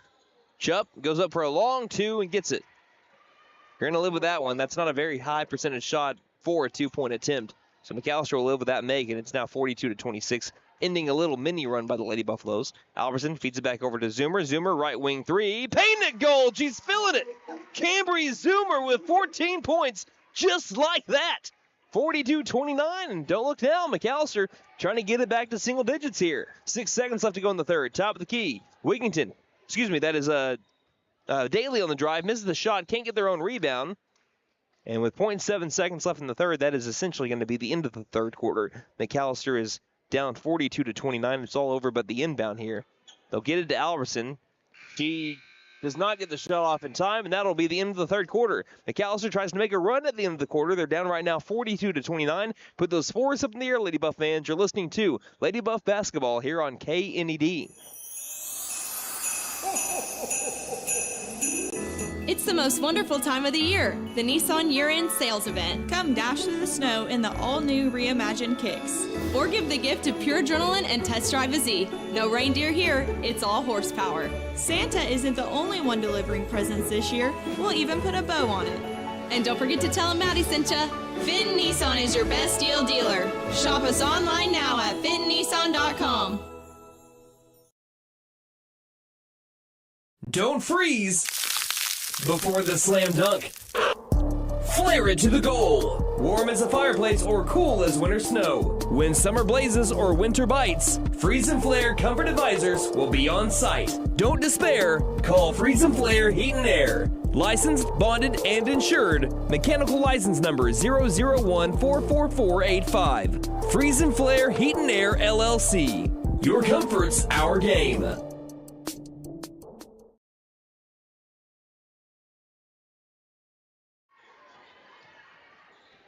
We begin the fourth quarter as the McAlester Lady Buffaloes, fueled by Cambry Zoomer, trying to get back in this game. And speaking of Zoomer, she goes towards the rack, and she's fouled on the very first play of the fourth quarter, and she'll go to the free throw line. Cambry Zoomer has just completely woken up here in the second half, and she has a chance to be able to pull McAlester now within, that would be 11 if she can make both these free throws. This trip to the free throw line is brought to you by Big V Feed Center, as the first free throw is made. For your animals' needs plus winter feed booking prices, call 918-426-1951. She's all of a sudden got 15 points. And her second free throw is in as well. Make that 16 for Cambry Zoomer. 42-31, 7:45 left to go in the game. I know, Nate, that you're running the camera right now, but we have been talking about just wait till Cambry Zoomer finds her stride, and she's starting to do it. And they're going to force another turnover here, forced by Avery Alberson. Zoomer was right around the area as well. Like I said, you were asking who's going to step up. You've got your answer right here. Zoomer is really stepping up here in this game when she's needed the most. Inbound back to Zoomer. Zoomer left side. She's fouled again. 2 more free throws for the sophomore Cambry Zoomer. Hey, despite how this game ends, you might be seeing the star being born tonight at McAlester. She is finding that rhythm. First free throw is up and made as well. And McAllister's side, they're starting to get loud. It's been kind of a slow game for them. Not a lot to be able to cheer about for a majority of this one, but Cambry Zoomer, in this run she's gone on, and she misses her second free throw, has pulled McAlester back within 10 when they were down by 20 at one point. Down the floor, going coast to coast, up for a tough 2. Great defense forced by Shiley Mason. The shot is missed and rebounded by Avery Alberson, who's trying to find somebody, and there'll be a timeout called first by Coach Bashirs. So with 7:21 left in the game, don't look now, McAlester is within 10. 42-32 is the score. We'll take a break and be back here on KNED. Patriot Chrysler Dodge Jeep and Ram in McAlester says bring on the monstrous discounts on new Jeeps in stock, including Jeep Wranglers. Take up to $12,000 off new Wranglers or 0% for 72 months. The hot-selling Compass discounted $8,000 off or priced at $19,900. Wow! Patriot makes your next Jeep affordable, which allows you to pay off those pesky credit card bills. Patriot Chrysler Dodge Jeep and Ram in McAlester. Wrangler MSRP 68190. Compass 28090. Well, for the first 2 games of the season, McAllister's fourth quarter has doomed them. But so far, they have come out firing here in the fourth quarter. In the first 40 seconds, able to score 3 points, all courtesy of Cambry Zoomer, all at the free throw line. And they currently have the ball down by 10. 42-32 is our score as Zach Freestead is in the building. Good to see him. Avery Alberson, Cambry Zoomer, Rylan Lesnow, Shiley Mason, and Taylor Williams, I believe, are on the floor. As Zoomer down the far sideline, behind the back, crossed over a lady towards the rack, up for 2, left it short though. But she made a lady fall to the hardwood. I'm telling you, confidence is just radiating from Cambry Zoomer right now, who now gathers back on the other side and sets up for defense. 7 minutes left to go in the game. Pass to the right wing. Daly back to the edge of the circle, dribbles it up, Zoomer guarding. Pass to the high post, looks around, pass tip, finds its way to a Lady Tiger. Nunnally tried going up for the 2 at first, but now gets it back out beyond the perimeter. Top of the key, pump and drive. Wigginton now feeds it to the short corner far side. Looked like that was nearly a travel to the top of the key, working around to the right wing to the high post. Back outside near corner, 3's up on the way by Daly, and off. High bounce, rebounded by guess who? Cambry Zoomer. She's trying to rip herself away from a Lady Tiger. We're going to have a tie ball. It's going to stay with Lady Tigers. Can't fault the effort of the Lady Buffs right now. They are showing some fight here tonight. We're down by 16 and a half, down by as many as 20. Since it was 40-20, as we have an early foul here on Shiley Mason here on the inbound. Mason with a foul on Journey Nunnally that she was covering. Since it was 40-20, McAllister's gone on a 12-2 run. Is that good? That ain't bad. Inbound, right wing. Daly. Now is going to be guarded up by Alberson as he works her way around the perimeter, and she will travel. So McAlester doing what they needed to do to be able to get back in this game. As Zoomer gets the inbound from Alberson, 6:14 left in the game. And she'll slow walk it across that court line, feeding it right wing to Lesnow. Lesnow looks ball overhead, gets a screen, and it's a moving screen. Yep, that's a correct call. Taylor Williams did not stay set. Moving screen gives the ball back to the Lady Tigers. And that's stuff you're going to learn. When the more games you play in varsity play, you're going to know to be able to just stay set a little bit longer. Don't get caught up. I mean, and like we've said all season long, this is a very young team. Going to be a learning process sometimes. And here is a steal by Rylan Lesnow. She waits for her offense. Did not have enough to be able to. As here's a good pass over to Taylor Williams, who's fouled in the low post. Great look by Rylan Lesnow to find a wide open Taylor Williams. And we go back to the charity strike. Lesnow just didn't have the momentum going her way to be able to try to score in transition, so she wisely waited on her offense. Taylor Williams, her first free throw attempts of the season coming up right now. Her first free throw is good. And McAlester has brought it back to single digits. It is 42-33, 5:49 left in the game. Again, it's been a 13-2 run since McAlester went down by 20. And they might be having some fans from Pryor start to sweat a little bit. Second free throw is in and out, and rebounded by the Lady Tigers, who's gone on a major scoring drought. McAlster's defense has stepped up big time here in the second half. Again, the Lady Tigers only scored 6 points in the second half to this point. Pass inside, two-pointer up. That shot's missed. McAlster's got to end the possession. Ball's rolling around, and we'll have a foul called inside the paint. Here's the question, though. Who is it on? Foul's going to be on Charlie Mason. I believe that's her second. Yeah, you'll take that. You just didn't want it on Lesnow, because that would have been Lesnow's fourth, I believe. And correction, that was on Mason. That's her third. Okay, so that's Mason's third. But still, we can afford that one for now. She checks out. Kaylee Knight checks in now. Kaylee Knight's playing with 4. Inbound, low post, up for 2, and that might be your 5th. She comes right into the game, and someone knocked over Lady Tiger. It just is going to be on Lesnow or Knight. Yep. And it's going to be called on Kaylee Knight. That's so her she 5th. Immediately checks into the game, and she records her 5th foul, and she'll have to check right back out. I thought the foul might have been on Lesnow. Lesnow thought it was on her. And now we have a stoppage to be able to, I guess, clarify. So they call that, no, they change up. It is on Rylan Lesnow. That's her 4th. First free throw is made. Made by Taylor Vance at the free throw line. As it's now 43-33. Second free throw is up and no good off the back iron. Going in to grab the rebound is Jonah Daly. She's been flying around right now, being able to create extra possessions for the Lady Tigers, and she does one, and it might be a big one again. Nice move by Nunley. Gets it to the right wing, back to Daly. Daly to the edge of the circle again. Avery Albertson and Kaylee Knight and Cambry Zoomer in the front court trying to guard. Now to the near corner, guarded up by Rylan Lesnow is Vance. Working back around the front court. And Pryor okay with slowing things down up by double digits again after the free throw. That's now time that's going away from McAlester that they will more than likely need. High post, back out, top of the key.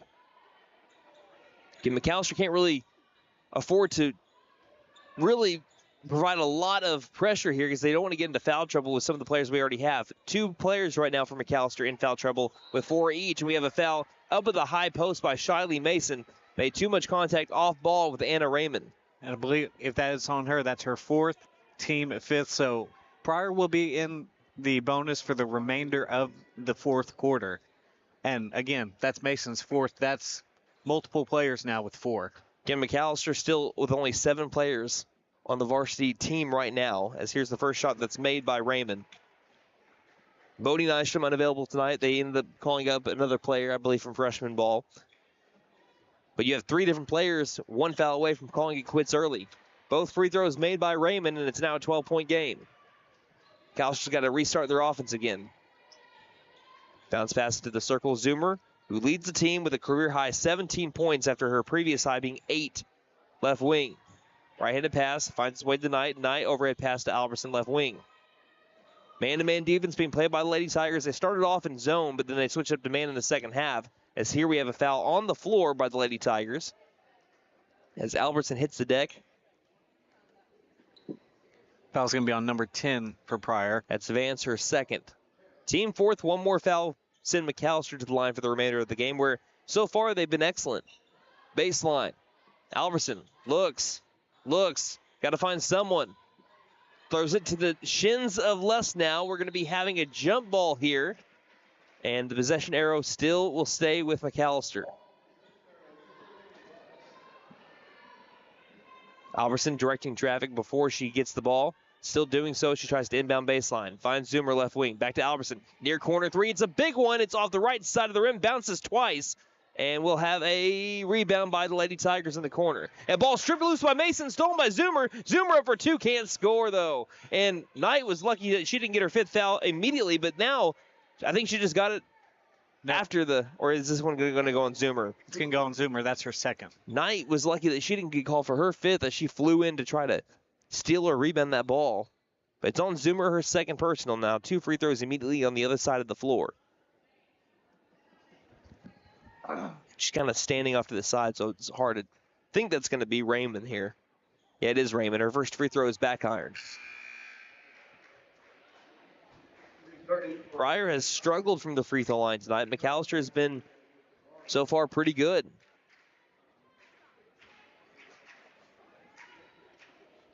Second free throw from Raymond is good, and they go 1 of 2 from the line. It's back to a 13-point deficit for McAlester. Raymond is up to 15 points, but the player that leads all players in scoring right now is Cambry Zoomer. It's in the front court. She passes right wing. Knight guarded up tough. Knight has to start her dribble. Now feeds it off back to Zoomer along the far sideline. And she's really good at creating separation. She goes behind the back again, left side. Back pedals now back to the top of the key. Guarded up by Chupp. She passes left wing to Knight. Knight finds an open lady, and Rylan Lesnow, and she'll score from the left block. Rylan Lesnow. She enters the party with double digits. She's got 11 points, and McAlester back down 11. 3:20 left in the game. 46-35. Good play design there by Coach Bashirs with the assist from Kaylee Knight. Pass far sideline. Daly to the top of the key to Chupp. Chupp trying to drive. Goes up and throws the ball off the side of the backboard. Knight's got the rebound. Feeds it ahead over to Albertson. Albertson double-teamed in the backcourt. Tried to find Cambry Zoomer on the bounce and threw it towards the media table on the far side. Checking in will be number 3 for Pryor. She's checking in for number 2. That's Nunley in for Chupp, a freshman for the freshman. Again, apologies. I do not have a roster over here by me. Just helping out as much as I can. I appreciate it, buddy. Left wing, under 3 minutes left to go in the game. Wigington dribbles and backpedals up to the left elbow and gets it back outside. To Peyton Marlett. Marlett to the right wing into Nunley. Nunley guarded up well by Knight. Back to the near corner. Open long three by Wigington is too strong. Long bounce finds its way over to Zoomer. Zoomer is fouled as she tried to cross the half-court line. She's fouled kind of hard, too, but that's going to be foul number 5 here in the fourth quarter, which means 2 free throws on the way for Cambry Zoomer. McAlester is down, but they are not out. Their season high so far in points has been 38. Again, they're a team that's going to be able to win games with tough defense, smart play. But they're getting close to their season high that they just had back on Tuesday. As the first free throw is made by Zoomer, she's up to 18 points. No matter if McAlester wins or loses this game, though, as the second free throw by Zoomer is good as well. And we have a timeout that will be called.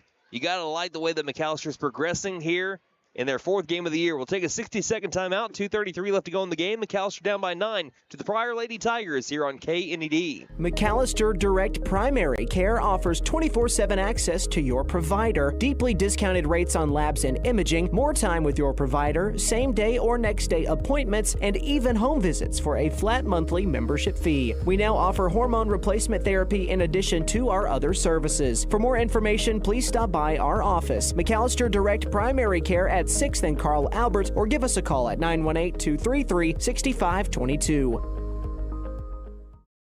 Stipe Law Firm, your first call when the unthinkable strikes. For over 80 years. We focus on wrongful death, personal injury, truck and oil field accidents, insurance bad faith, probate, end-of-life preparation, and Social Security disability claims. We are here to advocate for you in all of your legal needs. We are a full-service law firm with over a century of experience representing Oklahomans across the state, professionally and discreetly. We win our cases in courtrooms, not on social media. Call today, 918-423-0421, or go online to stipelaw.com.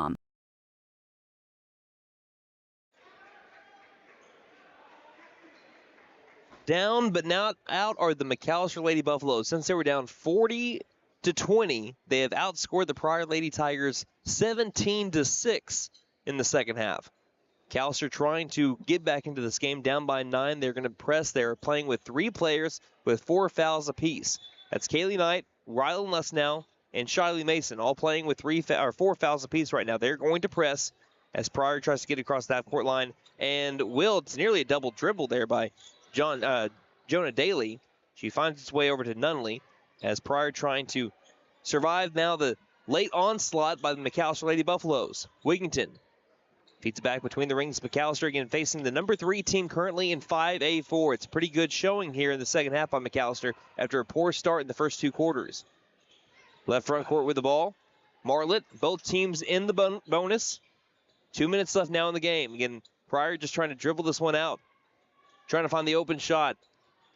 Avery Albertson guarding up well. Again, they're no one really in a position where they can foul. Maybe Zoomer, maybe Albertson. That's it. The other three have 4 fouls. Edge of the circle, 1:40 left to go in the fourth quarter. Albertson just trying to find the person with the ball. Again, they were dribbling all around, trying to find the open lady. It's keep away right now. 90 seconds left to go in the game. I got to say, Brandon, this is why we need a shot clock in high school basketball. But here's the deal. Don't hate the player, hate the game. Left wing, Wigington. Wigington backpedals up, and Nate is saying, I hate the game. 1:15 left to go in it. 46-37. Someone's got to foul soon, but it cannot be anyone with 4 fouls. Someone's got to start fouling, though. It's got to be either Zoomer or Albertson. They're the only ones without 4 fouls. So Knight's got to stay away. She cannot foul. Knight can't foul. She's trying to foul. To the far corner, under a minute left, and there, finally, we get a foul from Avery Albertson, and 2 free throws will be on the way, but too much time went off the clock before that to happen. McAlester tried to get a steal first, but it just wasn't happening. Pryor did a great job of executing their game plan of keeping it away for the McAlester Lady Buffaloes. And that will just be Alberson's first. 2 free throws on the way by, I believe that's Brenna Wigington. First free throw is made. And it's back to a 10-point deficit for McAlester, but like I said, too much time went off the clock. Pryor, they would really need to see something incredible from McAlester here, as we have a lane violation here by the Lady Tigers. Taking a step in too early was Jonah Daly. I've seen crazier. I definitely. Hey, Zoomer scored about 10 points in the matter of about a minute. Do we have another one of those in us? Left wing. Les now had trouble holding it, but she gathers it back. Left wing, 45 seconds left.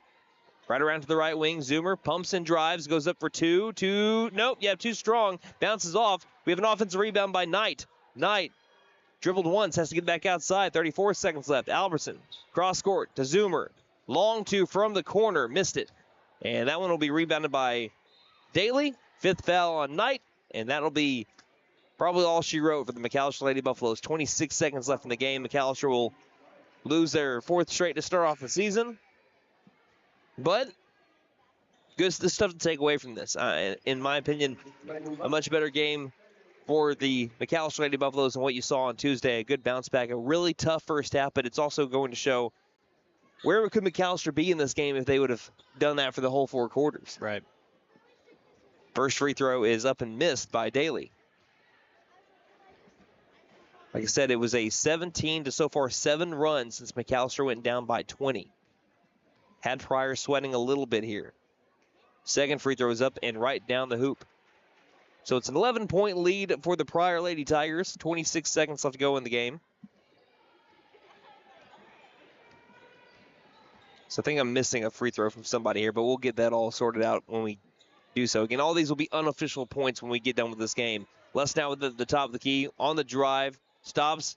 Back outside, Mason, far corner, 9 seconds, back inside to Williams. Williams outside to Albertson, left wing 3 on the way. It's too short, and it bounces over the hoop.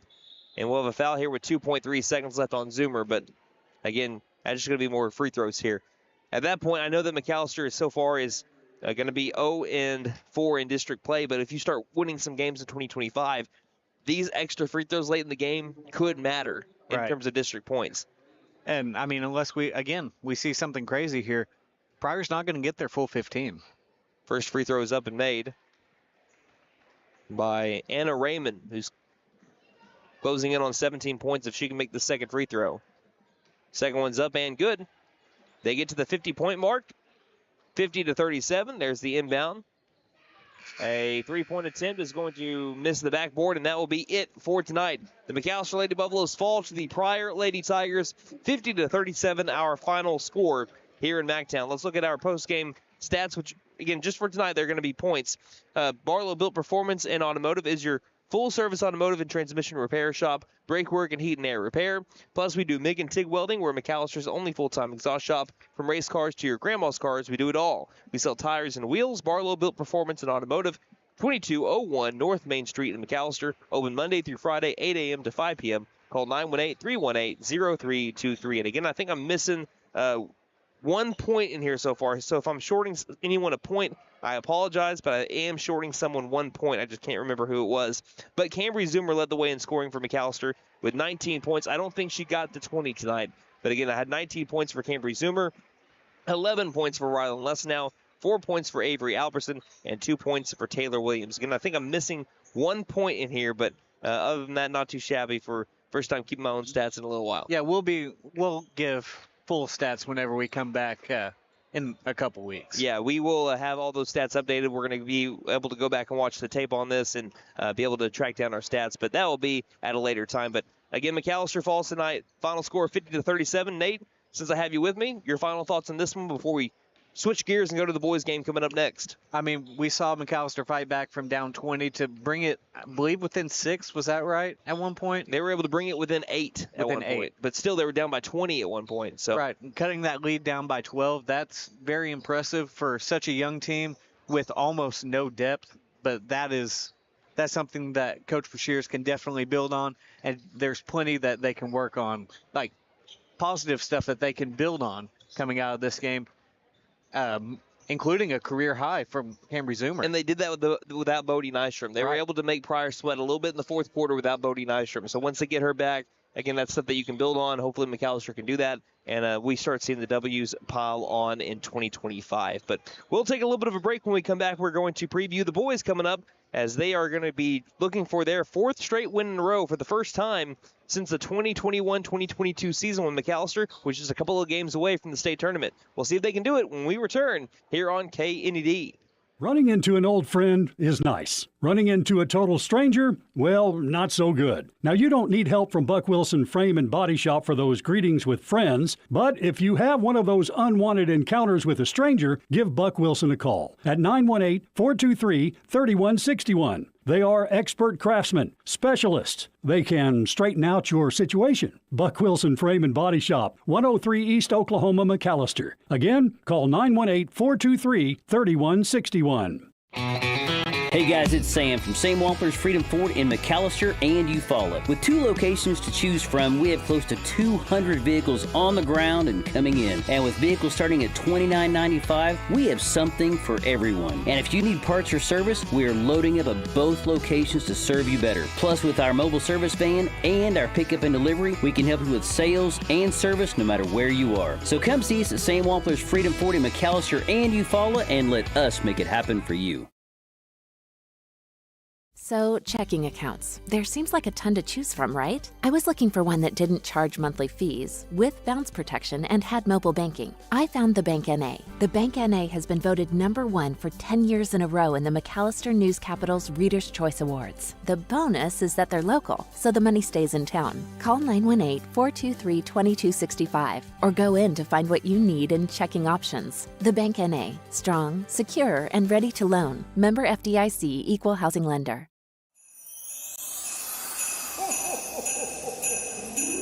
It's the most wonderful time of the year, the Nissan year-end sales event. Come dash through the snow in the all-new reimagined kicks.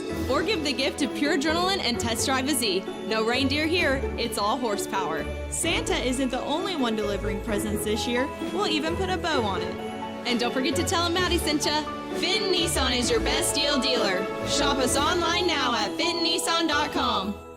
Don't freeze before the slam dunk.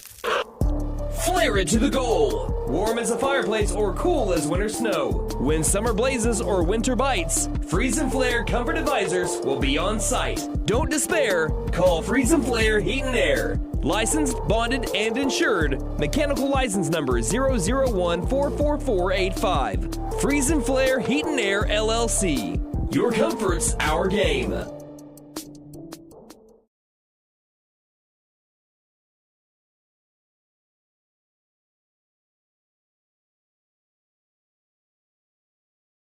Welcome back to the MAC here in McAlester, Oklahoma, as the McAlester Buffaloes are about to get started here. The boys are going to get going here in just a little while as they get ready to try to win their 4th game in a row for the first time since the 2021-2022 season. We just finished up the girls' game where the McAlester Lady Buffaloes fell in a final score of 50-37 to the Pryor Lady Tigers. Now let's preview your McAlester Buffaloes. So Now McAlester is 4-2 on the season, led by second-year head coach Mike Dooney. After their win on Tuesday over the Coweta Tigers, 65-46, they were simply the better team Tuesday against Coweta, and they were fueled by the three-point onslaught of Brandon Smith. McAlester was 9 of 24 from three, with TNT making 7 of those shots, leading to a career-high 29 from him. McAlester shot 49% from the field to Coweta's 36%, was 15% better from the line, and forced 18 turnovers to their 10. Rebounds were dead even at 26 apiece, but McAlester outscored Coweta by 15 in the second half after being up by 4 at halftime. Some of the star players, what more can you say about Brandon Smith? 29 points, 56% from the field, 58% from three, 2 of 4 from the free throw line, 4 rebounds, 2 steals. He is now 29 points away from 500 career points for Brandon Smith. And they tried so hard to get him into the 30-point club against Coweta. Yeah, they did. But again, I think that he's going to reach it sooner rather than later. He's already had 26 once, 29 another time. He's been in the 20s, I think, all but one game so far this season. Rodney Washington was right behind him. Well, no one was right behind Brandon Smith, but Rodney Washington was the next closest guy. He had 14 points on 42% shooting, also had 8 boards, 4 steals, and 2 blocks, and Davian Pouncil with 13 points on 60% shooting. Now let's preview the Pryor Tigers, 1-5 on the season. They're currently last in 5A4, but trying to change that around as again, they nearly beat Durant, who's McAllister's only district loss so far. So let's look at the Pryor Tigers, led by head coach Nathan Smith. They're averaging 41.8 points per game, giving up 51 points per game, which they're already scoring at a much better clip than they did last year, only averaging 36.5 points per game a year ago when they went 3-21, losing to Tahlequah in the regional tournament 46-35 to end their season. They placed 5th in the Oologah tournament, 6th place in the Pryor Invitational, and their only wins came in tournament play last year. That was against 2A Oklahoma Union, 50-35, 4A Dewey. That was, again, both in the Oologah tournament. Then they had a win in the Pryor Invitational, 54-49 against 4A Sallisaw. This is their first game against McAlester since Pryor beat McAlester back on March the 4th, 2016, in a game that Chase McNutt was a part of that team. He was on that team. Our own Chase McNutt was a part of that team. And he wasn't just a senior, he was a junior. Yep. So it was a little while ago the last time that these two teams played. That was 61-52 in the area playoffs. And again, the only mutual opponent that Pryor has so far with McAlester is Durant, and that was a 38-37 loss to the Lions. So that is one thing that these two teams have in common. They've both lost to the Durant Lions by 1 point. Their only win on the season was against 3A Sperry, 56-13 in the Cleveland tournament. That broke a 14-game losing streak dating back to last season. So looking at the McAlester Buffaloes, and like I said, this is the first time, or this is the second time in the last 25 years at least that the Buffaloes have played the Tigers. Right, so yeah, that's as far back as we could go to find it. So it's pretty interesting to see how, and like I said, Nate, you can chime in on this. We said a little bit before the Lady Buffaloes game, but it's odd to see a team that's really not that far away. But we play teams like Tahlequah all the time. Right, and it's not like Pryor's been in a different class. Yeah. It's not like they've been in 4A or 6A. They've been in 5A this whole time. We just don't play them. Yeah, I'm not really sure why, but it's always good to see a new team come to the MAC. Absolutely. So I'm excited to see how this game will turn out. McAlester looking for a revenge, 8 years in the making. I know Chase, who couldn't be with us tonight, he's probably licking his chops saying, man, I hope you guys can get us back for 2016. Let's look at some players to watch, and 2 of them, man, Rodney Washington and Brandon Smith. The Buffaloes go as these guys go. The last game that we were able to see, they combined for over 40 points. They usually combine for close to 50 points between the 2 of them. But again, back here in Durant a couple of weeks ago, really just a week ago, feels like it's been a couple, they struggled for most of the 2.5 quarters before catching fire late to spur in a rally that just fell short. And Brandon's coming off a career high, like we mentioned, 29 points, and Rodney had an outstanding tournament last week. Even after he went 0 for 4 from the three-point line, Rodney is still shooting plus 40% from 3 on the year. You think he likes playing in Tahlequah? I think he does, and we're going to see if he gets back here at the MAC too. Brandon Smith, 40+% three-point shooter now. Davian Pouncil, he's at 50% from 3 on the year. You have 3 shooters shooting at 40+% from 3 at the high school level. And I'm not even going to say my catchphrase, that is good. That is very good. So let's see if they can continue stacking up the performances like they've been doing lately. And that leads right into our keys of the game. Keep shooting the ball well. If you're going to take plenty of three-point shooters, got to keep on knocking them down. And also, keep the turnovers low. Turnovers can always be a great equalizer in a mismatched game. And tonight, at least on paper, McAlester looks like the high-powered team. They're going to need to play clean, protect the ball, and remove all doubt on who's going to win this game. So we will take a little bit of a break. It looks like we have about a minute left. Oh, they just put more time on the clock. So we have about 2.5 minutes until the start of our game between the McAlester Buffaloes and the Pryor Tigers. So we will take a break and get ready for our starting lineups here momentarily. You're listening to McAlester Basketball here on KNED. Patriot Chrysler Dodge Jeep and Ram in McAlester says bring on the monstrous discounts on new Jeeps in stock, including Jeep Wranglers. Take up to $12,000 off new Wranglers or 0% for 72 months. The hot-selling Compass discounted $8,000 off or price at $19,900. Wow! Patriot makes your next Jeep affordable, which allows you to pay off those pesky credit card bills. Patriot Chrysler Dodge Jeep and Ram in McAlester. Wrangler MSRP 68190, Compass 28090. McAlester Direct Primary Care offers 24/7 access to your provider, deeply discounted rates on labs and imaging, more time with your provider, same-day or next-day appointments, and even home visits for a flat monthly membership fee. We now offer hormone replacement therapy in addition to our other services. For more information, please stop by our office, McAlester Direct Primary Care at 6th and Carl Albert, or give us a call at 918-233-6522. Stipe Law Firm, your first call when the unthinkable strikes. For over 80 years. We focus on wrongful death, personal injury, truck and oil field accidents, insurance bad faith, probate, end-of-life preparation, and Social Security disability claims. We are here to advocate for you in all of your legal needs. We are a full-service law firm with over a century of experience representing Oklahomans across the state, professionally and discreetly. We win our cases in courtrooms, not on social media. Call today, 918-423-0421, or go online to stipelaw.com.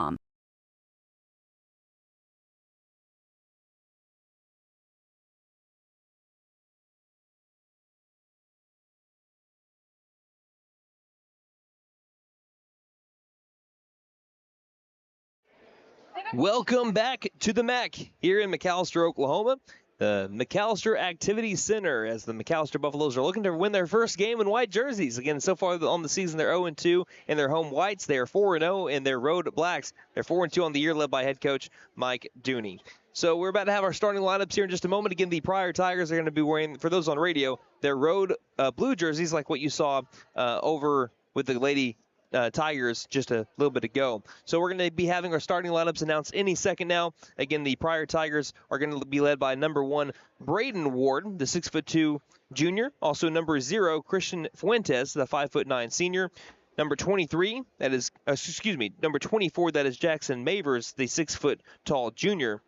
And then we're looking for our 5th one here at the moment. They're leaning up against the chair, so I can't read the back of their jersey right now. We'll have our 5th starter here in just a little bit, but we have a pretty good idea who's going to be the starting 5 for the McAlester Buffaloes. So it'll be number 1 sophomore Devion Bickham, who again has been averaging a 6 and 6, 6 points per game, 6 rebounds per game so far for the team, second on the team in rebounds for McAlester. You have number 2 sophomore guard Brandon Smith, who is leading the team in field goal percentage at 54%, points per game again at 22.2 points per game. The only difference between him and Washington is 1 point a game, and also Brandon Smith with 2.5 points per game, and he's 29 points away from 500 for his career. Then you have number 3 Rodney Washington, the freshman guard, who threw down 2 ferocious dunks back in Quita on Tuesday. He leads the team in free throw percentage, rebounds per game, and blocks as well. And then you have Davian Pouncil, the sophomore guard / forward at number 5, leading the team in 3-point percentage, and with the minimum of 10 3-pointers attempted, he has made half of them, 50% from 3 for Davian Pouncil, coming off a 13-point performance against the Quita Tigers. And then Alex Dooney, the senior guard, number 10, who has been an excellent defender all season long for McAlester, and was able to have a pretty solid game offensively against the Quita Tigers, 7 points on 2 of 3 shooting. And that final starter that we have for the Pryor Tigers that we weren't able to get to is the freshman, number 14, Khalil Spurrier, staying at 5'10". So also, we did miss one starter earlier, number 2, Brock Ward. So I think we missed one earlier. So Brock Ward is actually there instead of... No, we 5. Yeah, we had 5. Sorry. So let's go down again the line for the Pryor Tigers. Again, number 0, Christian Fuentes. Number 1, Braden Ward. Number 2, Brock Ward. That's not going to get confusing. No, number 14, Khalil Spurrier. And number 24, Jackson Mavers. So I'm just going to differentiate Braden and Brock by their first names when they're both on the floor at the same time. If you're listening on radio, well, obviously you're listening on the video stream as well. But we're simulcasting this game. So if you've ever wanted to know how to be able to listen to McAlester Buffalo basketball, Lady Buff basketball, every single game this year is going to be on the radio / your app / McAllisterRadio.com. You can go to the KNED app. It's that little blue logo. You can find that. You can go to McAllisterRadio.com, click on the KNED tab. You can listen the old-fashioned way, 98.3 FM or 1150 AM. And also, we're going to try to video stream as many games as we can. We will video stream every home game, the away games. Can't guarantee all. Can't guarantee all of them, but we'll let you know as soon as we can on our Twitter page. We'll X, formerly known as Twitter, at Buff Sports Radio. It's we'll still also, Twitter. And we'll also let you know on our Facebook page at facebook.com/McAllister Radio. So we're about to have tip-off. Tip-off is brought to you by McAllister Clothing Consignment. Accepts consignments Mondays, Wednesdays, and Fridays and offers a 50-50 split. Consign with us and pick up great bargains. 1212 South Main, McAllister, behind Dollar General. And again tonight, no full stats tonight. That will be changed, though. We will tweet out full stats and a follow-up tweet to our final scores tonight. We'll do that a little bit later on this weekend. But as of today, just unofficial point totals is what we're going to have tonight. We'll be back with regular stats when we get back into the new year, which obviously that's the very next game 2 weeks from tonight over in Tulsa against the Ropers. I'm going to try and have those stats tweeted out tomorrow just for everyone listening. McAllister will be moving it left to right in their home white uniforms, black numerals on the front and back. Pryor will be right to left when they have the ball. Blue jerseys. Yes. With the white numerals on the front and back. As the tip is won by Devion Bigham and the McAllister Buffaloes, and they throw the ball right away. And it's basketball time in the Heartland, baby. Alex Dooney was able to get the ball, and he was looking for Brandon Smith, who didn't turn around in time, and it sails into the Pryor bench, and it will be Pryor basketball. Oh, it's not. They're going to say it was touched by a tiger, which sounds like a Hallmark movie. Okay, yeah. That should be Pryor basketball. If I'm a Pryor fan, that'd stay with McAllister. That would have been a rough call. So McAllister gives the ball up in the first 5 seconds. Pryor takes it across the half-court line, and even though they're 1-5, they did play Durant, who beat McAllister to only a 1-point loss. So you can't take them lightly as they're looking for their first district win. Left wing 3 is on the way by Brock Ward, and it banks in. Brock Ward banks in a 3 from the left wing as the bank's open here at 7:35 at night on a Friday in McAllister. So Pryor strikes first with a bank-in left wing 3. They're up 3-0 on McAllister. Washington has the ball left wing. Back to Dooney, edge of the circle. Dooney calling out the plays to Davian right wing. Davian back to Dooney. Dooney patting his head back to Davian. Davian looking around, facing his zone defense here. Working back to the far corner. Smith back to Washington. Quickly around the front court. Back to Washington. Pumps the pass left. Passes inside. Tries to thread the needle. Throws it straight to Brock Ward. Now down the floor is Braden. Braden to the left wing over to Mavers. Mavers around the world to the far corner. Finds his way to Fuentes. Fuentes to the right wing. Quickly past the top of the key. Again, they're working around the arc as well. The top of the key. Three-pointers on the way by Brock. This time he didn't need the backboard. Excuse me, that was number 0, Christian Fuentes with the 3. And the Tigers, 2 possessions, 2 made threes. Looking a lot like the Durant game here early on. Far corner. Tigers lead McAllister 6-0. Smith, shovel pass right wing. Washington tries to answer back in, does so. Painted gold. Rodney Washington. And McAllister cuts the deficit in half at 6-3. Again, Washington, 43% three-point shooter so far in the season. He's taken the most three-point attempts of the Buffaloes so far. Off the screen, to the high post, back outside. Fuentes thought about the 3. Now, after the pump, he drives baseline, throws it now over a Tiger. It's going to go to the backcourt, and it'll be a turnover here on Pryor, giving the ball back to the black and gold. 6:13 remaining in the first quarter. McAllister trailing 6-3 to Pryor. Inbound to Smith, back to Dooney. Dooney, shovel pass. The wing over to Washington. Quickly back around to the other side. Pouncil takes the spot up far corner 3, airballed it. Bigham climbs in for the rebound. Spin move inside. He had the ball stripped away from him. Stolen by Jackson Mavers. Now Braden will be guarded by Washington as he moves his way down the far sideline. Ward gets around Washington, passes to the left wing over to Brock. Brock around the circle over to the top of the key, or excuse me, far corner. Ball stripped and stolen by Pouncil. Pouncil tried to get it ahead over to Washington, who stripped that ball. It eventually finds its way to Washington. One-on-one, he's fouled, and he'll go to the free throw line. Rodney Washington to the charity stripe. Brought to you by Big V Feed Center for your animals' needs, plus winter feed booking prices. Call 918-426-1951. And we nearly had Rodney out in transition there. Whew. Whenever you do that, again, I've used it twice so far this year, clear the runway. Some poor lad from Glenpool found out that out the hard way. That was on number 14 for Glen. You made me say Glenpool. You're welcome. Pryor. First free throw by Washington is down the hole as the Tigers lead McAlester now 6-4. 5:36 left to go in the first quarter. It's almost like Russell Westbrook. Whenever he came in the dunk, you just let him go. Don't contest it. Second free throw is made by Washington, and he's got 5 points for McAlester. All 5 for the Buffaloes. It's 6-5 as they've gone on a little mini run here. Far sideline driving in, and we have a charge as Alex Dooney does it better than anybody in 5A. I can't testify to that, but he does it very well. In the low post, he's able to take the punishment and take the ball. Foul was on number 14, his team second, early on here in this first quarter. I think if you give us more games here this season, I think maybe I can testify a little bit better, but he's done it better than anybody I've seen so far in the 6 games we call for the McAlester Buffaloes. Left wing, Davian Pouncil has the ball. Guarded up by, that is Spurrier. Finds his way into the corner, double teamed is Bickham. Bickham in trouble, needs to find someone. Lob pass it back out to the far sideline. Cross court to Davian. Davian bounce pass top of the key, Washington. Washington fakes the pass right, passes it left. Left wing 3 by Smith is off the back iron.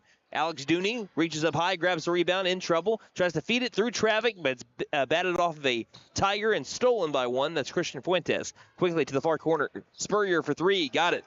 Tigers living by the 3 ball so far. All 9 of their points coming from downtown. All from a different player so far. 9-5 the score. McAlester down by 4. 4:33 left to go in the opening frame. As here's a bounce pass looking quickly for Devion Bickham was Rodney Washington. And Coach Dooney wants to call a 30-second timeout. 4:31 left to go in the first. Tigers lead the Buffs 9-5 on KNED. Stipe Law Firm, your first call when the unthinkable strikes for over 80 years. We focus on wrongful death, personal injury, truck and oil field accidents, insurance bad faith, probate, end-of-life preparation, and Social Security disability claims. We are here to advocate for you in all of your legal needs. We are a full-service law firm with over a century of experience representing Oklahomans across the state professionally and discreetly. We win our cases in courtrooms, not on social media. Call today, 918-423-0421, or go online to stipelaw.com.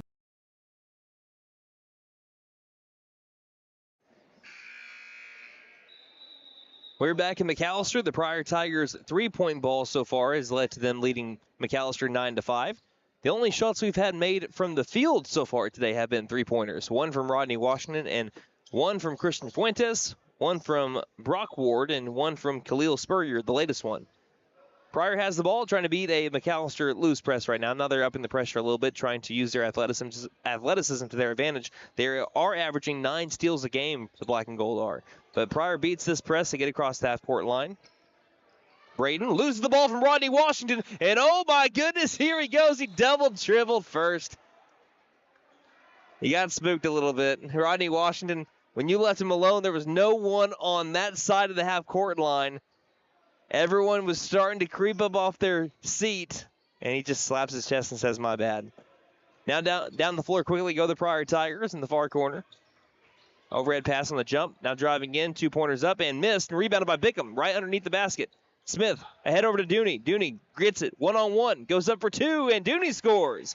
Dooney pulls McAlester within 2. Dooney coming off of a 7-point game against Coweta back on Tuesday. I think he just likes playing the Tigers. 3:45 left to go in the first.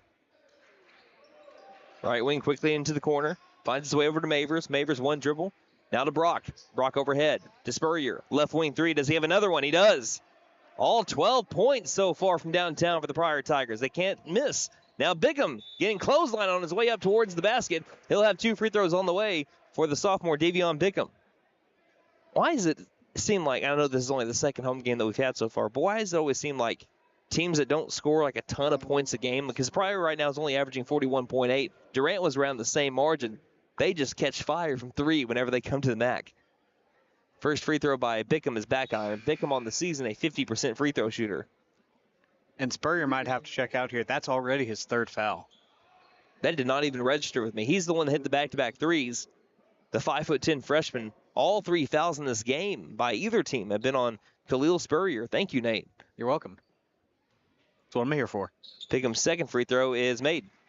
So Bickham is in the stat sheet, and I believe still every single time he's gone to the free throw line this year, he's gone 1 of 2 from the line. I think that is still the case. I have to check back in on that. 12-8, as here is a blocking foul on Alex Dooney as he tried keeping his hands all the way up in the air to show that he wasn't fouling. Officials said otherwise, and that will be McAllister's first foul of the game. 3:21 left in the first. It's a 12-8 advantage for Pryor. Inbound far corner. Finding its way to Fuentes, guarded up by Smith. Fuentes hands the ball off now in front of the media table on the far side. Finding Braden Ward. Back to the circle to Fuentes. Fuentes shovel pass right wing. Braden, left-handed pass to the near corner. Fuentes for three. That one's short. Rebounded by Washington. McAlester down by 4. Ahead over to Smith. Smith now accelerates, goes towards the rim. Floater is up. Missed the shot. Rebounded by Braden Ward. Tough shot. Double teamed underneath the goal was Braden. They're still in the backcourt. 3 McAlester Buffaloes are in the backcourt against Mavers. They throw it now across the half-court line over to Fuentes. That gets tipped loose by Pouncil. Recovered back by Fuentes. Fuentes guarded up by Washington. Back outside. Right wing 3 is short. Offensive rebound by the Tigers. Newly inserted into the game, Gage Lafreniere. Back out left wing 3 is missed. We have another, nope, almost an offensive rebound, but not being able to handle it was Lafreniere. Checking in. Oh, sorry, go ahead. I was going to say the ball's going to go back to the Buffaloes. Checking in will be Wesley Phillips coming in, looks like for Devion Bickham. And it will be for Bickham. No one in foul trouble for McAlester so far. Just giving Bickham a little bit of a breather. That's our first sub of the day for the black and gold. 12-8 McAlester trailing right now. Doing it to the right wing to Smith. Working against the 3-2 zone. Far corner is what worked against McAlester a week and 4 days ago against the Durant Lions. They've been able to overcome it since then, facing that zone. Far corner, Pouncil trying to dribble inside, penetrate the perimeter, can't do so. Now does it a second time. Feeds it to the near corner. Spot up 3 by Smith. Too strong. Washington's got the rebound in the other quarter. He'll take another corner 3. Got it! Painting it gold. Rodney Washington. From one corner to the other, McAlester now brings it back to a 1-point game. 1:47 left in the first. Across the half-court line, Mavers with the ball, trying to drive on Washington. Finds a little bit of a lane, but yeah, gets into the corner. Lafreniere going in for 2. Can't get the shot to fall. Alex Dooney's got the rebound. Ahead over to Washington. 90 seconds left to go in the first. Pouncil near corner. McAlester has a chance to take their first lead of the game. Can Washington do it? Paint it gold. Right wing 3. And Rodney Washington feeling good. He's got 11 so far, and McAlester leads 14-12. Remember when he went over 4 from 3? That was short. Near corner 3 is missed. Washington's got the rebound. He was trying to dribble down the far sideline. Ball got knocked out of bounds. No foul was called. Just a loose ball out of bounds call, and McAlester will keep the ball. Yeah, he went over for the first time, I think, in his career from 3, and that still only dropped down to 43% on the season. That's insane. And I believe he is 3 for his first 3 from 3 today. 60 seconds left in the first. It's a 14-12 McAlester lead. High post, Pouncil. Back outside. Washington, a left wing 3. Doesn't matter where he's at. He's on fire. The floor is his hot spot. And that forces a Pryor timeout. We'll take it with them. Buffalo 17, Pryor 12 here on KNED. Running into an old friend is nice. Running into a total stranger, well, not so good. Now, you don't need help from Buck Wilson Frame and Body Shop for those greetings with friends, but if you have one of those unwanted encounters with a stranger, give Buck Wilson a call at 918-423-3161. They are expert craftsmen, specialists. They can straighten out your situation. Buck Wilson Frame and Body Shop, 103 East Oklahoma, McAlester. Again, call 918-423-3161.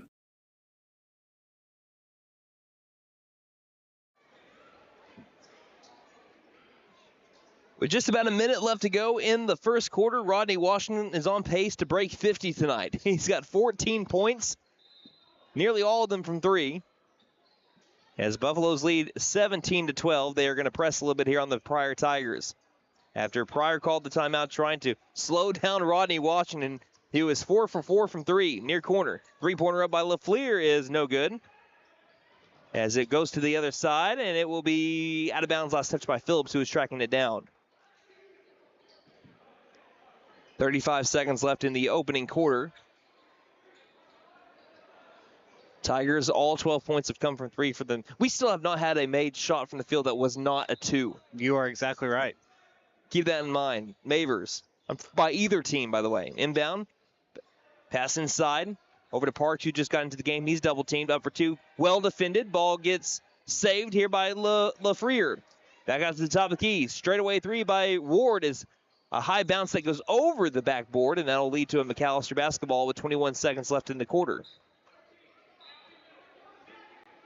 So McAlester gets the ball back. Does Rodney Washington test his limits here? Does he try to go for another one as they threw it behind the half-court line for a backcourt violation? That was just an unnecessary turnover there for the McAlester Buffaloes. Again, not a lot of teams turn the ball or steal the ball from McAlester. They're averaging 15 turnovers a game. But coming into this game, McAllister's only seen, I think, 9 steals against them through 6 games. I think that's right. Through their first 5, there's only 5 against them. Coweta had the most of any opponent this season. Inbound to the far sideline, 13 seconds left in the quarter. McAlester up by 5. Here's the ball poked loose, gathered back by Mavers. Half-court line, passes to the top of the key over to Ward. Ward hands it off. 4 seconds. We're going to have a foul called here. McAllister's second foul of the quarter. That was going to be on Davian Pouncil, his first, team second. 3 seconds left in the first. Pryor trying to end the quarter with some momentum after McAlester took it all away. Well, I'll say Rodney Washington took it all away. Look at the inbound. And it'll be swatted out on the inbound as Brandon Smith got in between the inbounder and Braden Ward, who is in the corner near side. So now it'll be a corner inbound in front of the McAlester bench with 3.4 seconds left in the first. Mavers looks, can't find anyone. Overhead pass to the left wing, finds it to Ward, back to Mavers, near corner, contested 3 is short.